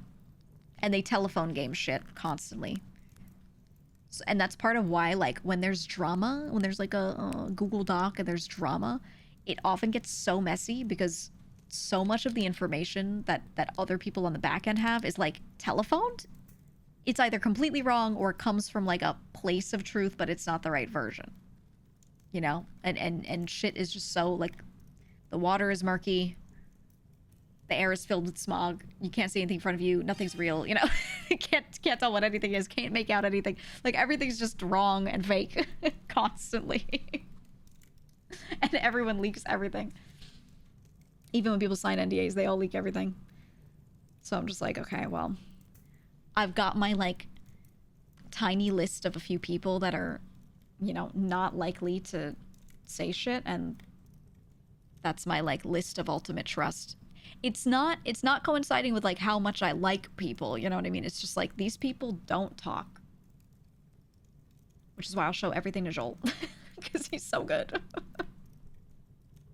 Same thing with me. He'll show me everything because I'm like, who the fuck am I gonna tell? Nobody, you know? I'll brag to my chat that I've seen it after he's talked about it, and that's it. You know, that's what I always say. Real G's move in silence like lasagna or something. Yeah, that's the line. That's the line. I don't know. You don't think you'd want to know proprietary info because you'd leak, not because you'd leak intentionally, but you get too excited to keep it in. I just feel like it ruins the surprise. A lot of the time, like, if a model gets leaked, let's say, it's not the biggest deal for you because, like, well, it's not the debut though, right? That is something that it doesn't ruin everything, but it definitely reduces the hype, right? It makes you less excited because you see it and you're excited in that moment, but then the actual debut doesn't happen until months later, and by the time you get to the debut, you're like, oh, this is old though, right? And people only really get like hyped over something that feels like there's a quicker pacing to it in a way. So that's why it's better to just like leave it so that you don't start showing a thing, teasing a thing until you're close to it, you know? And that's why it's important to not like show everything. You know?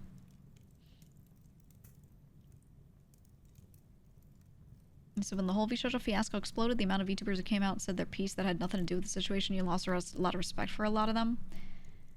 I just found it very interesting that so many people had so many problems that they never spoke about before. I understand that certain things, if you said it, you would have gotten, like, killed online. You would have gotten killed on Twitter, you know, for saying certain things. But, plenty of other things that I'm like, oh, you never said this. Not even on the back end. Not even on the back end. That's the problem, too. Like, I don't mind if people don't want to say something publicly, like post on Twitter about something or talk about it on stream because they don't want to be part of it. You know, they don't want to get involved. They don't want to get messy, whatever. That's totally fine. I don't mind that. But when I talk to them and they don't say it during a personal conversation, and then I only find out later, I'm like, why didn't you just say it? You know, like what was the point? And then this is where the paranoia builds, because then you're like, maybe they just didn't want to get involved. But also in a lot of cases, you're like, in what ways were we being used? People didn't want to say anything negative because they didn't want us to see them negatively. And then, ooh, what if they don't get invited to a collab? Oh, what if you know what I mean? You start to like get really paranoid about like relationships and like, you know, you're like, damn, if these people like cared, maybe they would have said something and been honest, but they were never honest. That's very paranoia inducing, right? That's like really rough. That's really rough to start like thinking about a lot of that stuff. So yeah, I don't know. I'm just like, I get what you're saying, Spoiled Fruit, but why couldn't they say it to me in a personal conversation? You know, there were a couple that did. There were some that did before I joined, and I remember them like bad-mouthing and shit-talking the company previously. And then when I joined, they were like, oh my god, yay, so happy for you, blah, blah, blah. Always knew you could do it. You're gonna have a great time. And just like nothing but glazing. And I'm like, did we not have this conversation previously?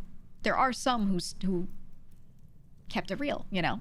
And that's fine too. That's good. That's what I would hope for, right?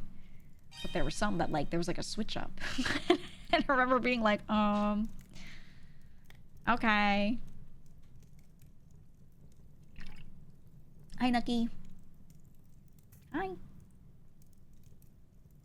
What's up?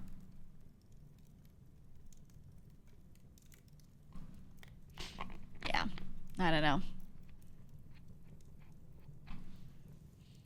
Yeah, you said normal jobs too. People will know something's up, but they don't say anything. Yeah, I mean, it's... I would rather be outspoken and have people be like, ew, about it than not say anything and then later be like, oh, actually me too, you know? But I get why certain people never said anything, because it for a lot of them, they probably just felt it wasn't their place. I think it's more so just hard to hear that, like, or hard to realize that a lot of them had so much chance to say something on the back end to me and then just didn't, you know? So I'm thankful for the ones that did. For sure. You know? I don't know. I don't know.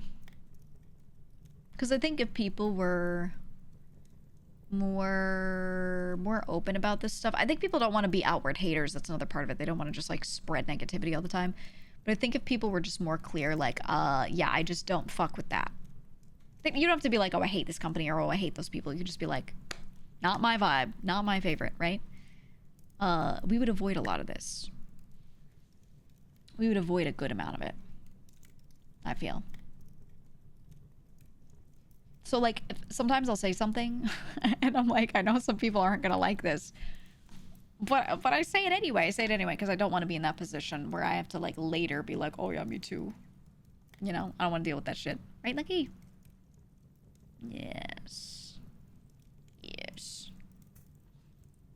But yeah, I don't know. So that's why I'll always just give my opinions, and is if my opinion is not the most popular or makes me look like a big meanie or something, I don't want to not state it because I'm just talking about how I feel or what I think, right? And that's not illegal. Right? That's not illegal. I don't know. Sometimes there are some topics I talk about and I'm sitting there and I'm like, should I just not say it because someone will get upset? Right? Like, I'm like, should I just not say anything? But I just try to say stuff more outwardly anyway. I just try to push past that, you know? Yeah, I agree, Blazing. You're saying I kind of get that people don't want to talk too much on the back end because I've seen some dockies where people are calling out each other for talking shit on the back end. Damned if you do, damned if you don't. There's a lot of that. Oh my god. Because everyone is not the same outwardly as they are on the back end with their opinions, which for understandable reasons.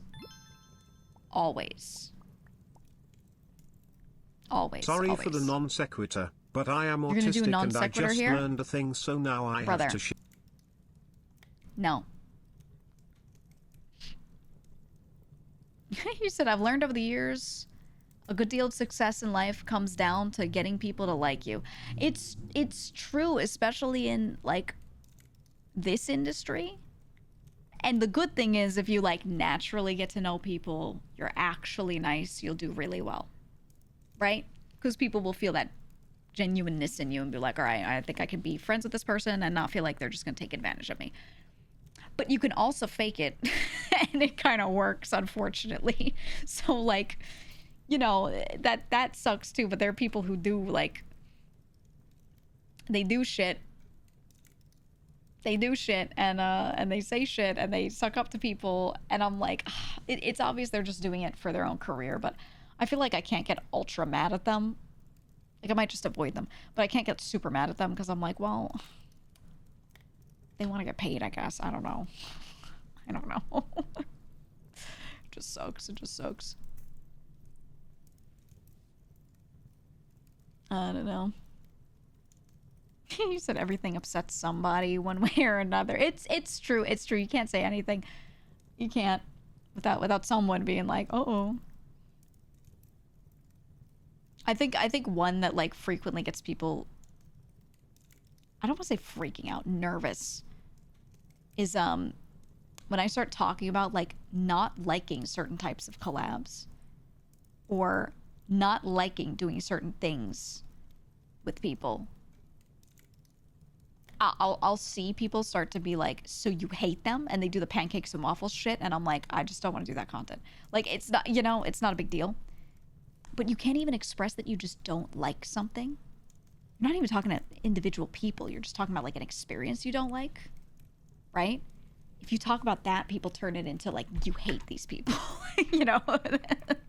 They always do that. And I'm like, dude, no. That's not what I was saying. Among Us mega lobbies were in the dorm. Yeah, a big one was, like, we were just talking about it earlier. I was talking about how I could not stand the giant modded lethal lobbies and repo lobbies. I could do it occasionally, but I couldn't do them all the time. They were overwhelming. You know, I have a lot of friends that are loud, and I can deal with them one-on-one just fine. But when they're in big groups, sometimes I literally am like, I gotta go. I get overwhelmed. It's too much. It's too loud. And my social battery is so good when I'm not surrounded by 1,000 loud people. Right? But then when I am, it doesn't matter how much I like those people, my social battery dies and I, like, cannot exist on stream. I get tired and I'm literally like, I need a nap, you know? So like, expressing things like that, people will turn that around and then they'll point at, like, every friend I've played in, like, big lobbies with or people that organize those things, and they'll be like, oh, she hates them. And I'm like, that's not what I said. Or, like, people that are loud. I have a lot of friends that are loud, and I've expressed, like, when a lot of them are in a collab together and I'm there, I shut down a bit. Right? And then people will be like, oh, so you don't like them. Oh, so you don't want to collab with them. And I'm like, that's not what I said. That's not right. But I don't know. I remember, like, anytime we would clip me talking about something like that, my poor editors had to go through the comments and, like, kill a bunch of people because they were just, like, they were turning it into a bunch of stuff that it wasn't, that it just was not, you know? But they would think everything's black and white, and I'm like, I'm talking about not liking a specific experience, not talking about like the people, you know? But you can't give opinions or they'll freak out. I don't know, man. She said we old, I'm the same. I just can't do it. I just can't do it. My social battery is really good in certain scenarios, and then others it's just like it just runs down quick. That's just all. That's all. You know? Liking them does not equal not liking working with them. 100%. 100%. Right? I don't know.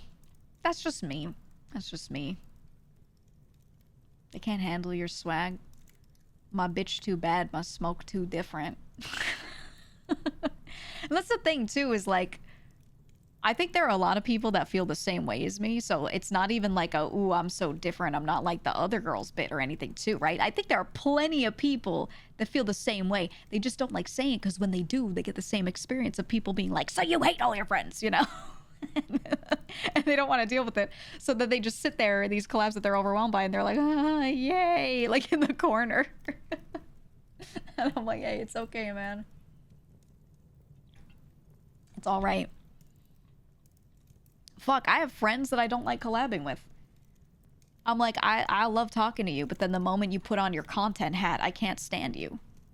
Okay? I don't like you content-wise. Because you put on this stupid idiot hat and you start doing shit that pisses me off. But then when I talk to you outside of that, great, we're great friends. And I'll just tell them that. I'll tell them that straight up. I'll be like, I cannot stand your content hat. You know? It's the same as when you have coworkers. Sometimes talking to them, like, in a meeting, at work, about work, is a different experience than just talking to them on a personal level, right? You might absolutely love a coworker when you're hanging out, but then the moment you have to work with them, you're like, fuck this guy, you know, like the group project effect too. You got your friends and you like them, and then you put them into your group for a group project and you're like, wow, this guy actually is useless. You know what I mean? It's the same thing for streamers. The problem is we're just being watched by people, you know?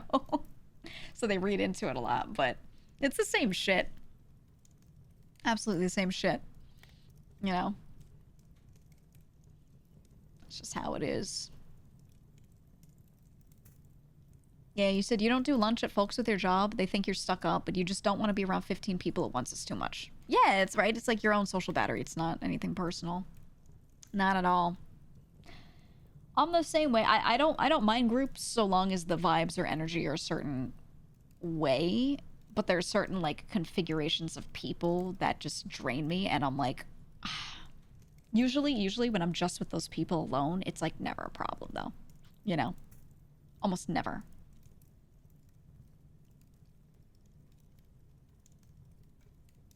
Yeah, you said reverse too. You had a coworker you personally really disliked, but when there was a serious situation, you worked well together. That's true too. There are times you like don't really get along with someone that well on a personal level. Like if you sit in a room just to talk, you're like, oh, it's just kind of awkward. But then the moment you're like playing a game together and you're doing content, like it actually does well. Your energy and your chemistry with that person. That's a thing that's true too. There are times I've like gotten along really well with someone during a collab. And then we've talked after and like tried to make friends, but we've just realized we don't really fit as like real close friends. We're just good as acquaintances and doing content, you know? And we're just like, okay, let's leave it there. You know? It's not a bad thing. It's not a bad thing. It's just, it's different. Your relationships with somebody content-wise versus like outside of that, you know? They're just separate things.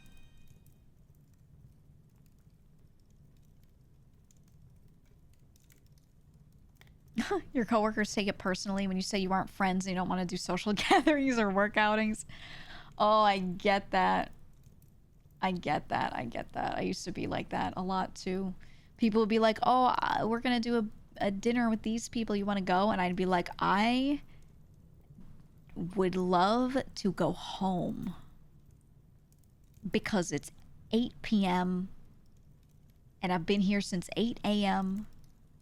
and I want to fucking go home. Like, I just want to go home. And they'd be like, oh, you never show up to these. And I'd be like, because it's always 8 p.m. and I've always been there since 8 a.m. and I want to go home. You know? Like, I would just be like, how many times do I have to say this? This isn't personal. I want to go home. Like, you know, then you got to get home, which takes time. And then you are home and you're like, oh, wow, now I need to eat. And like, what about cleaning? What about all the shit you have to do? What about that? I don't know. I used to show up to things and I would go to stuff and I would just sit down. And I'd be like, hey, I actually have something I have to do, but I just wanted to show my face and say hi to everyone. Hope everyone has a great time. And then I would leave. And they wouldn't complain as much because I showed the effort of at least like being there for a second. I showed my face, you know? So that kind of helped, but annoying that I had to do that at all, you know? You said, I don't know how to explain to you that I fucking pay for this apartment and I damn well want to use it. Yeah, when you work all the time, like, you don't even spend time at home and you're like, but I'm paying $5 billion for this. I should, like, sit here and look at this plant I water every morning. You know? That'd be cool. That'd be neat. I don't know. Lucky, what are you looking at? Oh, he sees dust. He sees a speck of dust in the air. He moved his head like there was like a flying thing, and I was like, ooh, bug to kill? No. It's dust. Nice, Nuckie. You're so alert. You're so alert. Wow. You know, he'll do that about some dust. But then there's an actual bug and he's like, he like lightly taps it. He doesn't kill it. He lightly taps it with his paw. And he's like, yo, check this shit out. But he doesn't actually kill bugs. Useless. You're supposed to kill them for me, Nuckie. You're supposed to do that. Sometimes he just stares at them. Wolfie always tries to eat them, and then I'm like, no, because like the other day there was a spider in here that was huge. Very rare that there are like big bugs in here ever. Huge spider. And he starts trying to eat it. And I'm like, no. Don't put it in your mouth. Like, I don't know. I don't think there's anything like actually bad about it. I just don't want him to do it. So I had to like get him to stop. So then he started just lightly tapping it with his paw. And I was like, you brother, you gotta kill it or not? Like, you're making it so I can't kill it. Because I'm afraid I'm gonna hit you, you know? Like, oh man. Then neither of them kill bugs now. They find them. Oops, cat's always eating spiders. Is that the kitten that they got a while back? What was that kitten's name again? It was so cute. I remember when they got it. When they first got the kitten. I remember seeing pictures of it on Zaza. Yeah. Zaza's the one I'm thinking of because they got Zaza more recently. I love Zaza. I remember seeing like pictures when Zaza was a kitten. I was very emotionally invested in them getting a kitten. Just kind of like, you know, parasocially, like watching from afar, them posting pictures. And I was like, wow, they better keep it. They better fucking keep it. I like that cat.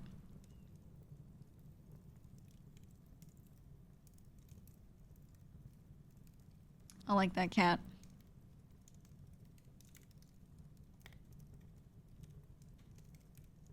It was Zaza's first birthday this past Saturday.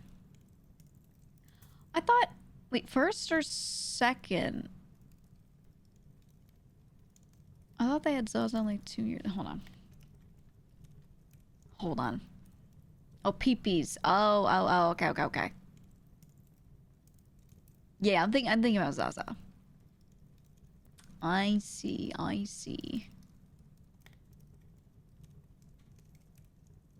Man, I love cat birthdays.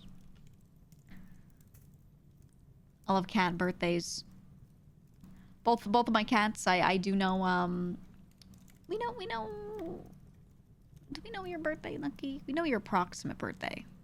I picked a day that I made his birthday. I know his approximate birthday. Wolfie, I know the exact day that he was born. I know the exact one. So, so that one, you know, it's nice. With Nuckie, he, like, generally started coming around. They were able to age him and be like, he's about this many weeks. So I can kind of, like, guess. But, I don't know. My friend, she found him on the street. Kind of running along with this mom cat that she always fed with her aunt that lived nearby. And, you know, they just picked them up when they saw the kittens being old enough to be picked up, really. Like, that was it. So, his birthday's a little bit of a guess. Right, Nuckie? Yes. Little bit of a guess. But I know, like, the month, at least. I know the month, so that's good. Right, Nuck? Oh, you look so sleepy. Oh, he's doing that thing where they start, like, falling asleep while they're just sitting there, sitting up. I say his name and he goes to slow blink, but then he just keeps his eyes closed, and then he tries to open his eyes, like, a full 5 seconds later, and he's got that cat, like, second inner eyelid where he looks like he's on that Zaza. Oh, you're so sleepy. You know what's crazy? I have a tall cat tree in here with a beautiful bed up top. I have a low cat bed that's, like, up off the floor a little bit. It's, like, on its own little stand. That's very comfortable. I have a small cat tree right next to myself. I have a dog bed that could fit, like, 5 cats on it in this room. And then I have a rug that I'm on. And it has 2 blankets just, like, in this one spot piled up because Wolfie likes to sleep in blanket piles. And he's not using any of them. He's sitting on my desk staring at me. Lucky, this is all... this is all for you, and you won't sit on any of it. This room is basically yours. I have, like, my spot that I sit in. This room is pretty big. It's a pretty big room. But, like... He only... Oh, nice pacing in front of me, if you could tell. He only wants this little, you know, spot. Look. It's not time for you to eat, too. It's like an hour out. You know that, right, Nuckie? It's like an hour until you eat. And you're sitting here begging. I don't know. When your beagle's taking all your blankets. Oh, I love beagles, like, as dogs personality-wise, but they're so loud. Oh my god. My cousin used to have 2 beagles, and they would just be like, oh, all the time, just howling. So fucking loud. Really sweet dogs, though. Really nice. But god, they would not shut up. Just... But they're cute, so I don't care. I didn't have to live with them, so it was, you know, pretty bearable for me. You know? Pretty bearable. Image of Wolfie is a palace cat? No. Let me look at a picture of them. Yeah, no, he's got a much cuter face than that. Palace cats look like if a cat was, like, a Neanderthal a little bit. Right? Like the big brow. The flat-topped skull, a little weird. Wolfie looks like a supermodel. Wolfie looks like a cat supermodel. He's gorgeous. He looks more like,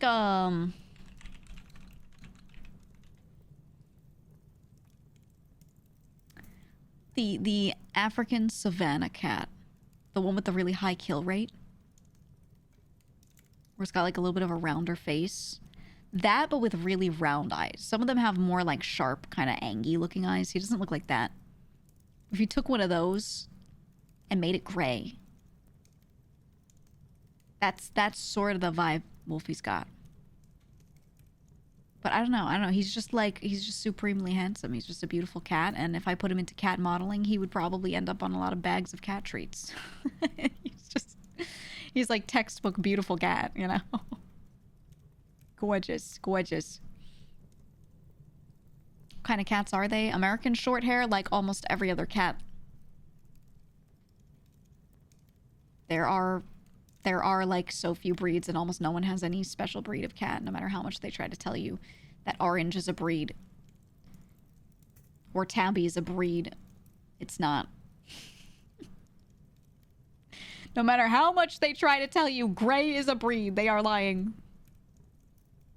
They are lying. They're American Shorthairs. Almost always.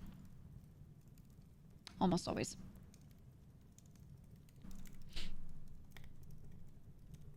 There is Russian Blue. Well, yeah, there are some cat breeds, but they're very uncommon. Very, very rare that people actually have a bred cat versus dogs. What cat's not America? A lot of them, you still call them short hair. You just say domestic short hair. So, like, they even do this in the U.S. If you are working in cat rescue and you pick up a bunch of kittens and you bring them all to, you know, the place. You bring them all to the vet. And you're like, let me get them checked out, etc., etc.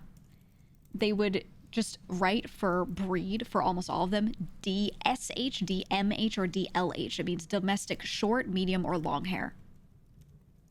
So DSH, that's just that's the breed of like almost all of the cats you'll find outside, unless they're long haired. Then it'll be DLH or DMH, depending. But that's it. Russian Blues are gray though, I thought. Oh, you're just talking about them being gray. I mean, Russian Blues are a bluish gray, yeah, but you can also have gray cats that are just domestic short hairs, and that's it. You know, that's what I'm saying. That's what I'm saying. What's a Maine Coon? A breed, a Maine Coon. What's a beagle? You know, that's a beagle. Domestic short hair is the breed that almost all of cats are. Maine Coon is a different breed. Russian Blue is a different breed. Right? British short hair is a different breed. Right? But like 95% of the cats you will ever see in your life are all domestic short hairs. It's like, imagine if in the US almost everybody owned a lab, and some had chocolate labs, some had a black lab, some had like a, you know, whatever other colors they come in. And then people would be like, I have a chocolate lab. It's a very different breed, but it's just a Labrador Retriever that is brown. You know what I mean? Like, it's not a different breed. It just is brown. Know what I'm saying? It's maybe like a sub one. Like, yes, you can breed a bunch of like white cats together and you'll get more white cats. That's true. A bunch of gray cats, you can breed them together. You'll be more likely to get gray cats. Yes, but it doesn't make like its own breed. You know what I mean? So that's just kind of like what that is. I adopted 2 gray cats from the shelter. Shelter called them Russian Blue, and I paid double the fees, but it's just a gray cat. I know, that's the thing. That's why I get bothered, because I used to do cat rescue. That was like my big thing outside of work, was I would work with cat rescue organizations, and I would physically, there was one in particular that I did a lot of work with. And I would go out and rescue cats and get them medical care and take care of them and whatever, right? And that always bothered me, because I would always call out a bunch of shelters for doing that. The breed would just be domestic short hair, and then there's usually a separate spot that says color, and then you could be like gray tabby, gray and cream tabby, gray and white tabby, brown and black tabby, right? That kind of stuff. You would write like what color they are. But their breed was still domestic short hair, but they would constantly do that and like charge people more, and they would call a cat something it wasn't. Or a cat would have like a little bit of a big nose, and they'd be like, oh, he's mixed with an Oriental, and I'd be like, he's nowhere near. He's just got a big nose, okay? Do you hear him in the background? I'd just be like, this cat has a big nose. He's not mixed. There's look at him. He shows none of the signs, you know. But then they'd do that, and then they'd up the fee. I'm gonna move the mic so you can maybe hear him. Hold on.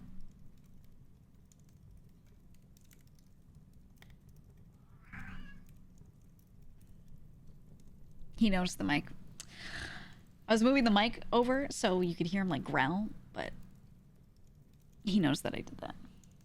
He knows that I did that, and even though I didn't look at him, he was like, oh, attention. thought your cat was Russian blue, but he's just gray. Yeah, Russian blue isn't a coloration. It's an actual breed. Like, fully. It's a full-on separate cat breed. It's just one of the hallmarks of them is that they do look like a solid gray. But there are also plenty of cats that are not that breed that come in gray, right? So, but a lot of things like the double coat that they've got is one of the things. So they are really good in cold climates. And yeah, they also have like that very, what they call like the wedge shaped head. It's really cute. But yeah, a lot of Russian blues have that double coat, and that's, if your cat when you pet it feels like a normal ass cat, he's not a Russian blue. If you try to get your hands in there and he's just so densely furred and like they shed like huskies and stuff, like, then it might actually be mixed or a Russian blue. But they got this really cute head shape, man. I like it. This little wedge shaped head. Much love from Wub Cub. Hey, welcome on in. Welcome. But yeah, I think it'd be nice if more people were into more cat breeds. At the same time, I'm kind of glad that the world of cats is not like doomed by breeders making all these breeds that are unhealthy. You know, instead we've got these like, you know, it's an issue with dog breeders. We've got pugs. Yeah, pugs are a great example, right? Like, fucking poor things. They should not exist in that form. You know, it's really bad. Them not doing it too much with cats is a great thing. There are munchkin cats, right, with the short legs. I don't think that's good. Yeah, Scottish Folds, some of them have really bad breathing issues. So, you know, it still happens, but because it's less common to go get cats from breeders and have like these interesting quote unquote cat breeds, you know, I'm kind of like thankful. I think it's a good thing. I think it's a really good thing. Try and find a cute picture of a nice Russian blue.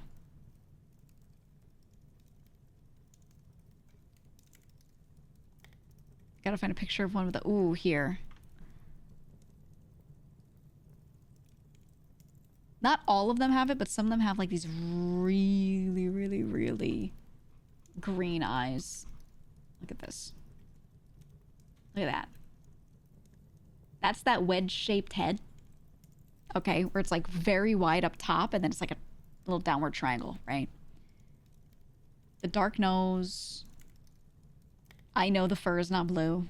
Well, most gray cats, there's a slightly warm, slight brownish tinge to it. So because they have a very cool-toned gray coat, that's why they call it a Russian blue. Because it looks different. Like, Wolfie's a gray tabby, and he's got, his light patches are kind of like cream colored, which in the light, I would say, if I look at him right now, yeah, it's like almost a light tan color in a way, right? Like leaning warm. Wolfie does have like really nice eyes that are kind of greenish though. Not this green. This one is like, his eyes are so green. That's crazy. Some of them have more yellowish green eyes, but it could be really pretty. There was one that actually looked just like Wolfie in these pictures. But yeah, they can be really beautiful. They can be really, really, really, really nice. But not worth it over just getting a shelter cat, honestly. Not really. Yeah, you feel bad for those munchkin cats. Me too, man. Me too. It's cute, but it's too much. It's too much. Y'all's feelings on Sphinx cats? I really like hairless cats. One of my friends has a Cornish Rex, which is not a Sphinx. It's one of those cats that only has undercoat. It doesn't have overcoat. It looks weird. But she has one, and she had to like register it with this official group. And it's like the Cornish Rex Association and whatever. And what happens with those is they're very protective of them, the association. So if you get a Cornish Rex from one of their registered breeders, you have to register yourself with that cat, and then you have to register a list of people who can take the cat if you, for some reason, pass away or you can't have it anymore. And they have to approve all of those people. So my friend has this cat. She's a much older, she's my friend, but she's like an elderly woman. She has this cat, and she has me on the list. She's like, if something happens to me, you are next in line to receive my cat. And it's because, like, she needed to get someone approved who, one, she trusted to take really good care of this cat, but two, who, like, the association would approve too. And she doesn't really have a lot of family members or anything. And she's like, I wouldn't really want to give this cat to any of my friends. I don't think they would care enough. So she put me on there, and she was like, would you take her? Her cat's name is Lily. She was like, would you take Lily if I passed? And I was like, I don't think you're gonna pass soon. She's old enough, like, she actually could pass away at some point, but she's not unhealthy, you know? So I was like, I don't think you're passing away anytime soon. And she was like, well, you never know. And I was like, all right, put me on the list. They're so funny, though. They're like only undercoat. They're incredibly soft because of that. It's like all that downy fur. Yeah, I'm like the godmother of this cat. Look. They got like kind of pointy little heads. They got big ears, really big ears. But they only have undercoat, so they don't really shed. They're often, not all of them, but they're often like a hypoallergenic cat. Aren't they cute? Aren't they so cute? They look so weird. They have this long, like, thin, wiry tail. I'll show a picture of another one. This one's really good. This one's really good. I love these. Their ears are huge. Look at this thing. So scrunkly. Just so weird. Like a good weird. So when she was like, would you take my cat if something happened to me? I was like, I love this thing. I love this thing. It's like a little goblin. I would gladly take your cat. I was like, you're lucky I haven't kidnapped her. The only thing with them is you see all their skin wrinkles on the front. Sometimes it looks kind of freaky, but it's kind of a feature. Not really a problem. It's kind of a little bit of a feature. The kittens are so cute too with their huge ears. They have to grow into them a little bit. Oh.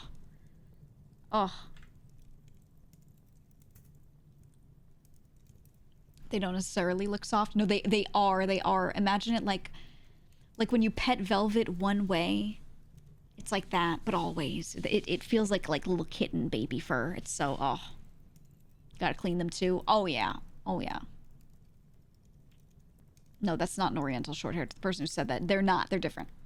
They're separate. They do also have the same interesting body shape as them. The head shape. There are like similarities in how they look, but they're not actually that closely related. But I love those things. I love those. Cornish Rex is good. Are they able to withstand cold weather? No. No, not very well. You gotta put stuff on them. Little sweater, blankets for them to hang out in. They get cold pretty easily. So, anytime we'd be hanging out, at my friend's house, and her cat, Lily, would be around. She would be in like toddler 2 is the size of shirt that usually fits most cats, 2T. So she would be in these like 2T size shirts, and I knew the size. I asked my friend, I was like, hey, what size does she wear? And she was like, this. And I was like, okay. So if I found like a really funny like t-shirt for toddlers, occasionally for like her birthday, I would just give her a cat shirt. And she would wear them. It was cute. But usually you just give them spots with like blankets and stuff where they can curl up and get warm. They don't necessarily need like clothing, They don't need that. But they're cute. Kind of want one. But as much as I want a specific cat or whatever, I know every time I'm just going to find some cat on the street and be like, he needs me. And then it'll end up in my house. So, I don't. I don't realistically see myself ever getting any animal from a breeder ever. I will only ever go to shelters and be like, or like find some scrunkly thing in a dumpster and be like, oh my god. So, yeah, it's inevitable. Right, Nucky? You're from the street. You're from my streets. Right, Nucky? Nuck, you're from the street. He meows every time I say that. Every time I say the word street.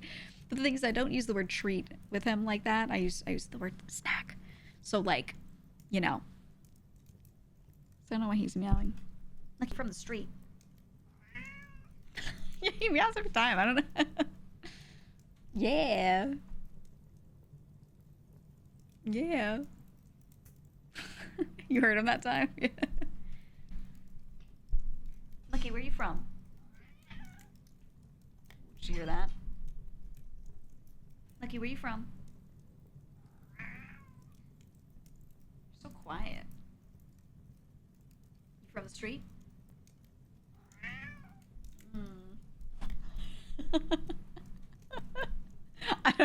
He loves that word. He loves that word. Yeah, good boy.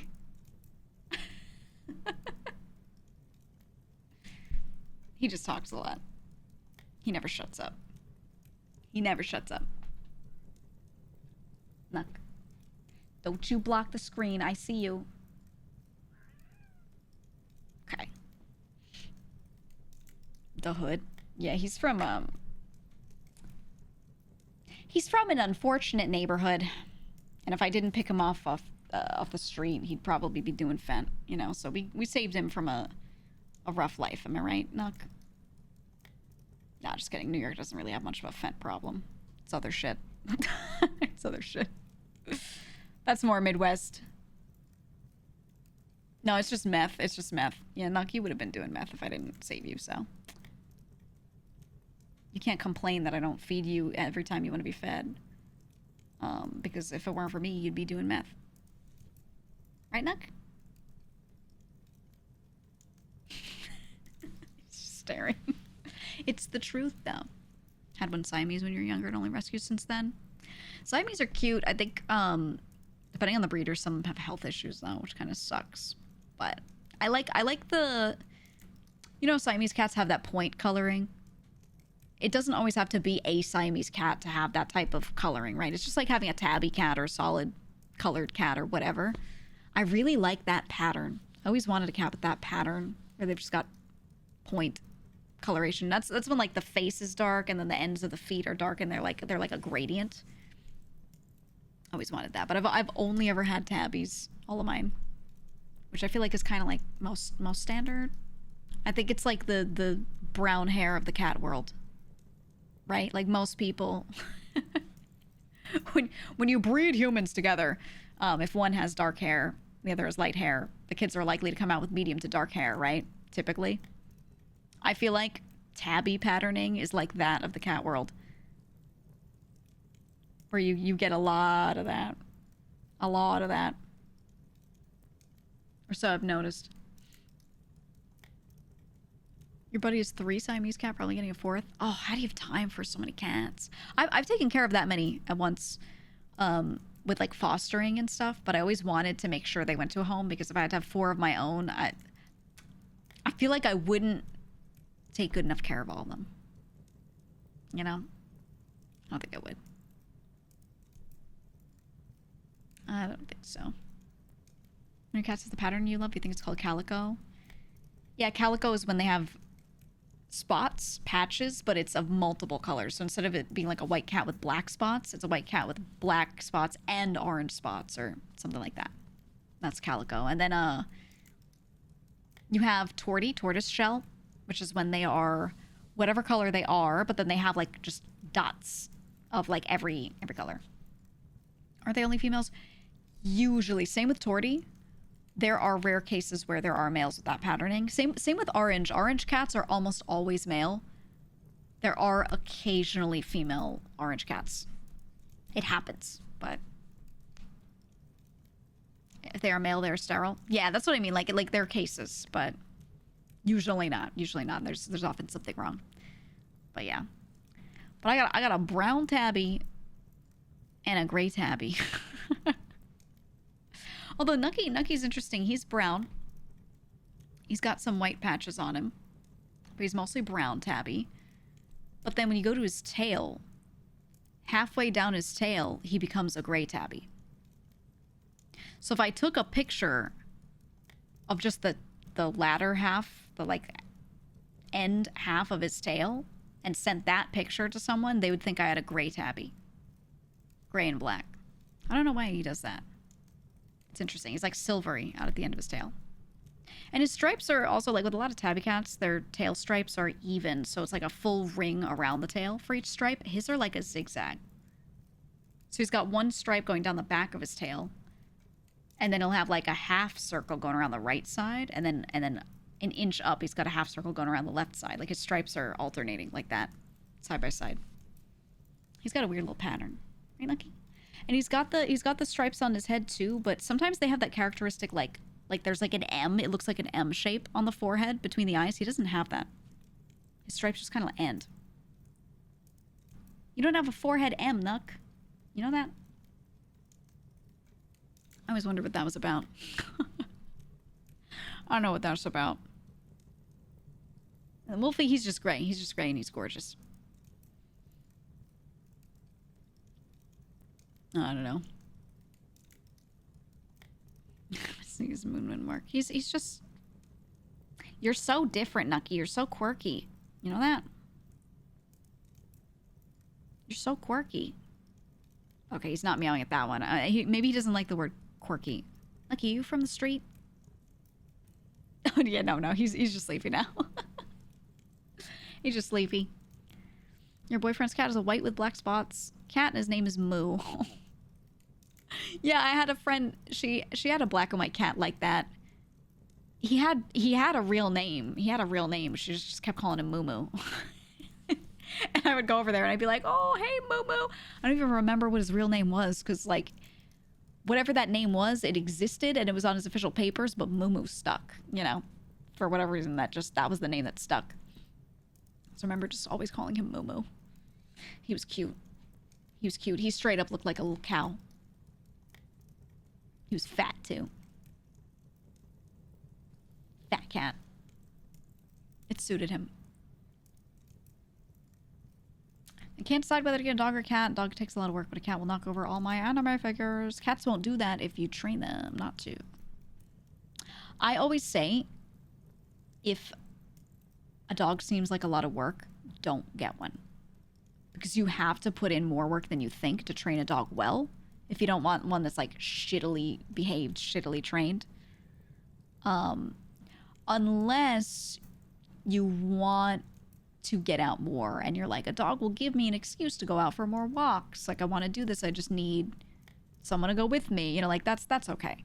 But if it seems like it'd be a little difficult and you're like, I don't really want to socialize them that much. I'm not the type to go out much. And you don't see yourself like doing it more because of the dog. Just don't get one. Get a cat. Straight up. Because then you probably won't be able to do right by it. At all. You know. It might have a good home life. But if you want to take that dog outside ever and have it meet people and not like hate them, you know. You're going to have to put in that work. For sure. Oh, Wolfie's here. Wolfie, we were talking about you. We were talking about how you were so gorgeous. And beautiful. Yeah, Wolfie has really green eyes. Are you a secret, like... quarter Russian blue? Now that I'm looking, you have really green eyes.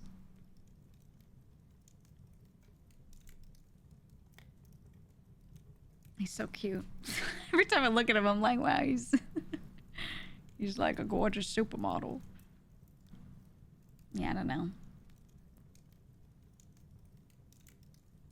Oh, your older brother has a fully black cat named Cisco. She only speaks in vowels. Cisco's a good cat name. I like that.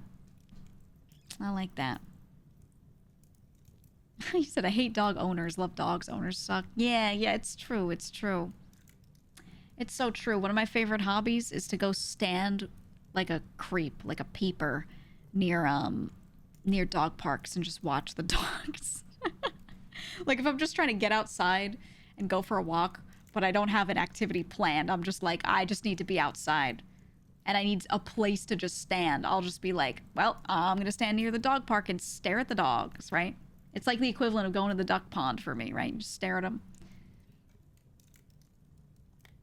I love it. And you know what? Most of the time, people will be like, do you want to pet my dog? And I get to pet dogs. Because I don't look like a serial killer. I think, probably. I don't know. Could be any one of us. Could be any one of us. You never know. Oh, okay, Wolfie's so hungry. He's rubbing on my hand. You know, cats do that thing where they, like, they rub their scent glands on you, so they rub their cheek on a thing.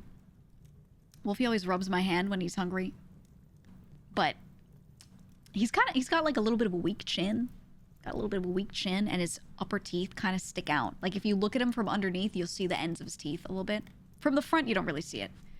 So he, like, rubs his face on my hand, but, like, he scrapes his tooth along me. So I really notice it, because, like, his lip curls up, and I just feel like his little canine tooth, like, just going. He does it every time. No, you said that leafy build. No, no, no. No, he's actually cute, though. Hakura. I gotta feed him. I could feed you slightly early, Wolfie. I could feed you 30 minutes early. What do you think of that? Wolfie, you never meow for the people. Would you like to meow for the people? Let me see if I can get him. Wolfie, speak. Oh, he's so close. Wolfie, speak.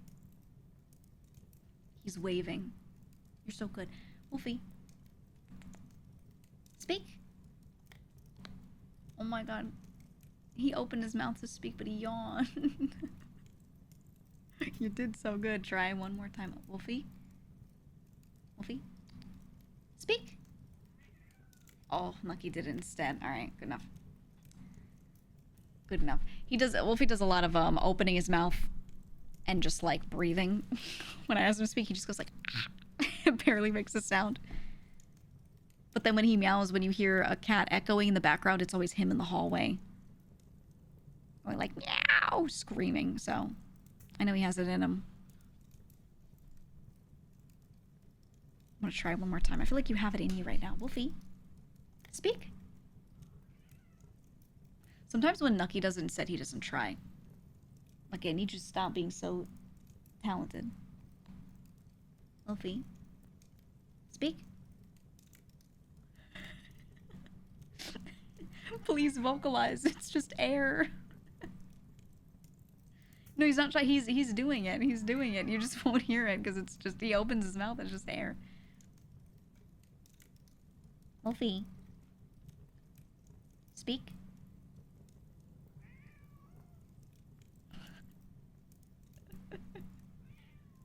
He's so good. He's used to me making him do it like 30 times. He knows the drill. Wolfie, speak. I don't know if you can hear him, but like Nuckie keeps doing it. The one you hear meowing is not Wolfie. Wolfie's like really close to the mic right now. But Nuckie's in the background going meow, meow every time I say speak because he's so smart. Good boy, Wolfie. You tried so hard. You tried so hard. All right, I'm going to feed them real quick. And then we'll play Baby Steps. I said like an hour and a half ago I was going to play it. We'll play Baby Steps. I feel like we're close to the end of it. I think. I feel like we are. I don't know if we actually are, but I feel like we are. So we'll get there. Okay. Okay, group cat feeding, group or piss break or whatever you need. I am going to feed my cats. Wolfie, please, one more time. Wolfie. Wolfie, speak. Oh, he did again. He opened his mouth and pushed air out. Okay, I'll be right back. I'll be right back.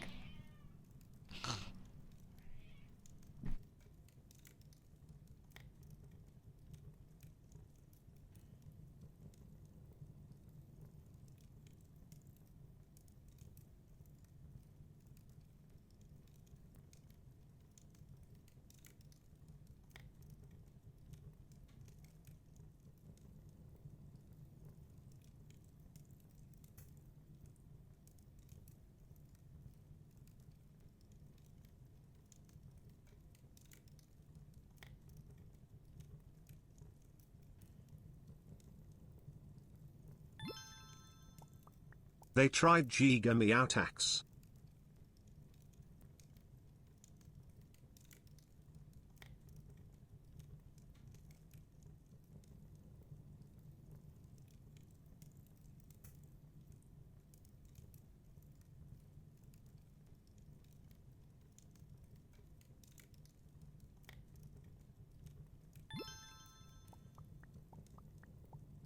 Warning. Warning. Warning. Massive doo-doo shit incoming in 5, 4, 3, 2, 1.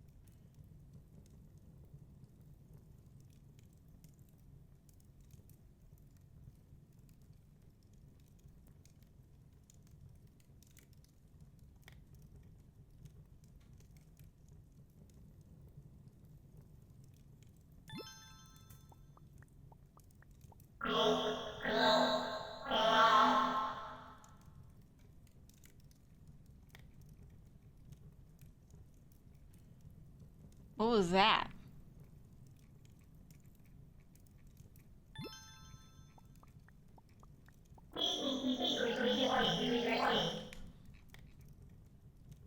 Yeah?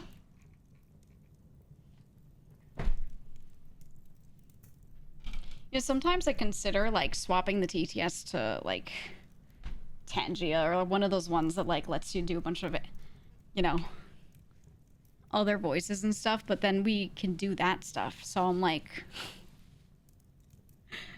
I don't know. I don't know. I kind of like what we have here. I like what we got going on. It's good as is. Do you like the Halloween glorp? He's a pumpkin. You like the Halloween glorp? So this is much funnier than any AI TTS. I don't know that it is. I think both are good. The problem is with this, you need like a manual to understand it. The average person doesn't know how to do that. And it's you like have to go look it up, or I'm like, oh, the info's in our Discord, so you have to go there and then you have to read the whole message about it and then parse it out. Instead, I could just have like a button people could press. You know? Yeah, people can't read. So like I like it, but it's less accessible. So that's why I think about it. It's not about the end result, it's about like, can people even use it, you know?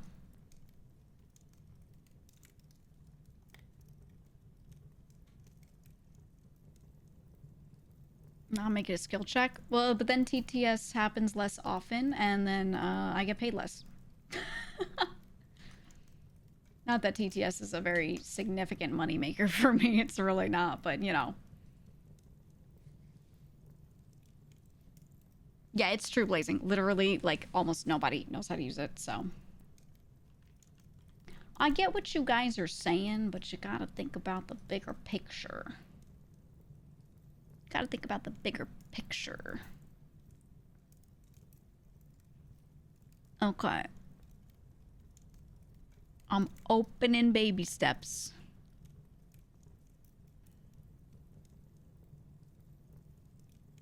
I'm hopping on baby steps. Wait, did the game just crash? Oh no, I might have accidentally closed it. I might have pressed the wrong button.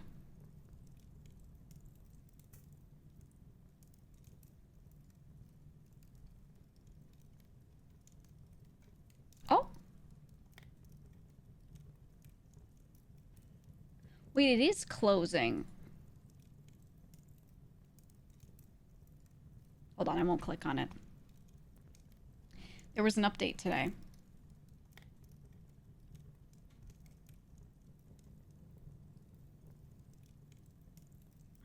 Whatever this update did, it's just closing. Hey kid, wanna learn some swears? And f and what was and that? And and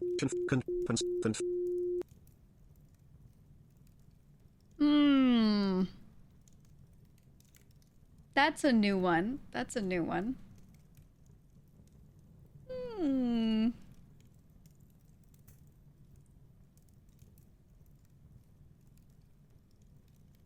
Let me see, let me see. I can't roll back my version. Can I?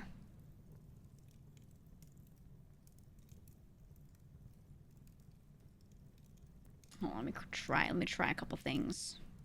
Let me try a couple things.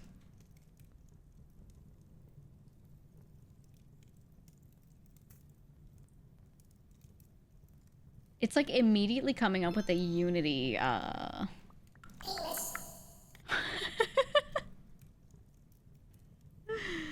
He said penis. Hold on, let me try something. Installed files, browse.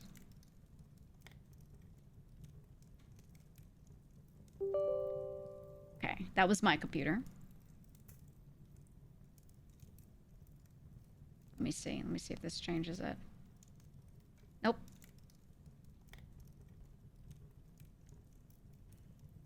Wow, it's crashing every time upon load. Hold on, let me see if this is a known problem.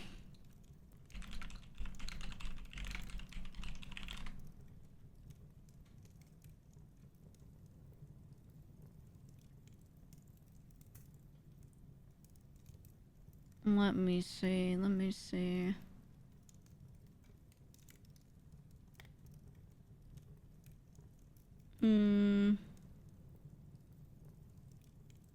We're just crashing on startup instantly.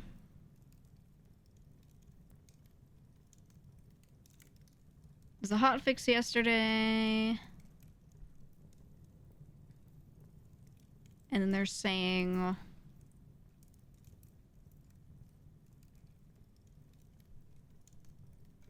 No, it's mostly audio changes.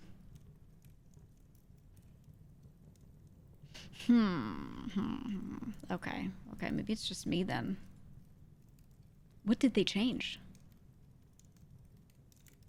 Have I tried looking at it sternly? Yeah, I'm gonna have to verify. It's the only other option. The game does, like, open and go to the main menu screen.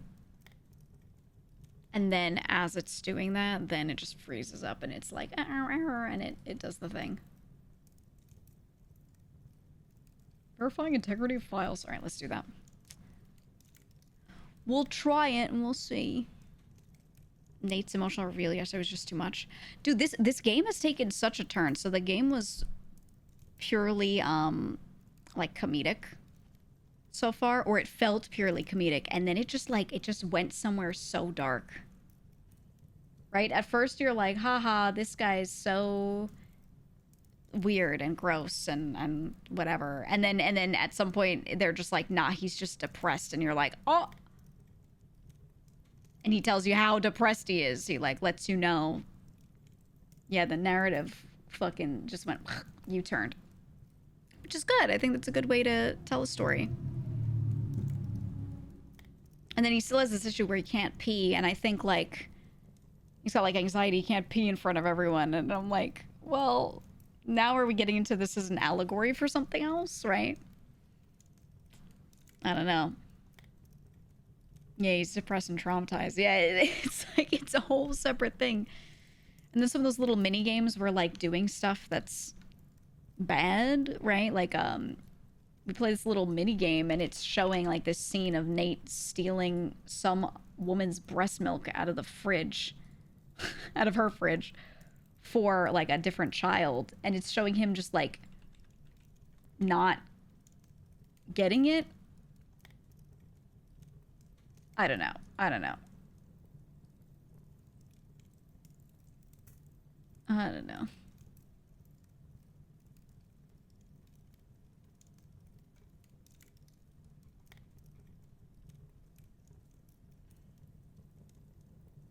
It's all very interesting. It's all very interesting.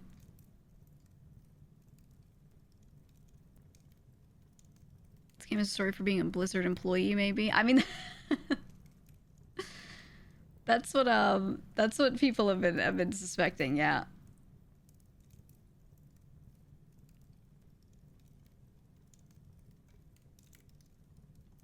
Yep.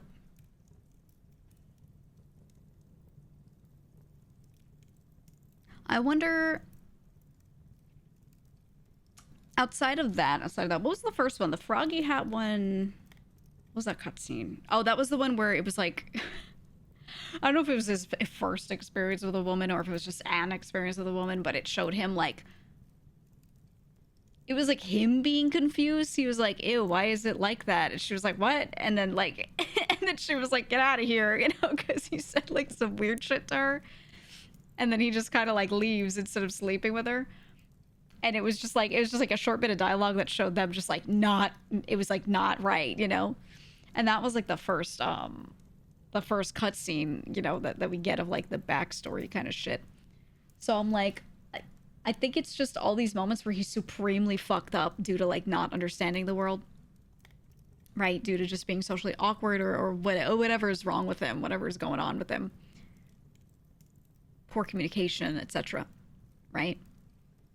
So I think, now I want to know what the donkey hat would have been. I'm so sad. And the keys, too. We couldn't bring the keys. I don't know. I want to know what the donkey hat would have given us. I want to know. And then what was the other one? Oh, there was another one where he, like, traveled super far across the sea, and it felt like it was like a medieval kind of thing, but then he just got to, like, a church or a place, an auditorium, whatever, and then it was just like his sister, I think? Cassie's award, Cassie's trophy. That was what the trophy hat gave us. So there was that. Also, I want you to note, I got an achievement for bringing the ice cream to the spot. 1.1% of players have the achievement. Ooh. Ooh. Just saying. One file failed to validate and will be reacquired. Okay, did that happen though? Let's see. There's no button to do that, so I'm just gonna press play.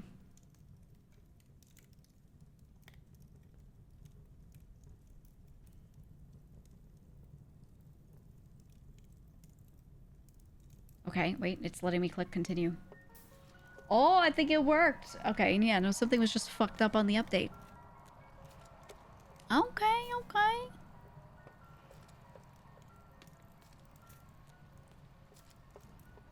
Alright. Okay. Also, I wanna let you guys know something because it's really important.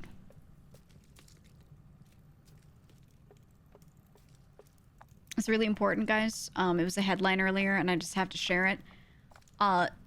Steve Jobs' daughter is, like, getting popular for modeling, and her name is Eve Jobs.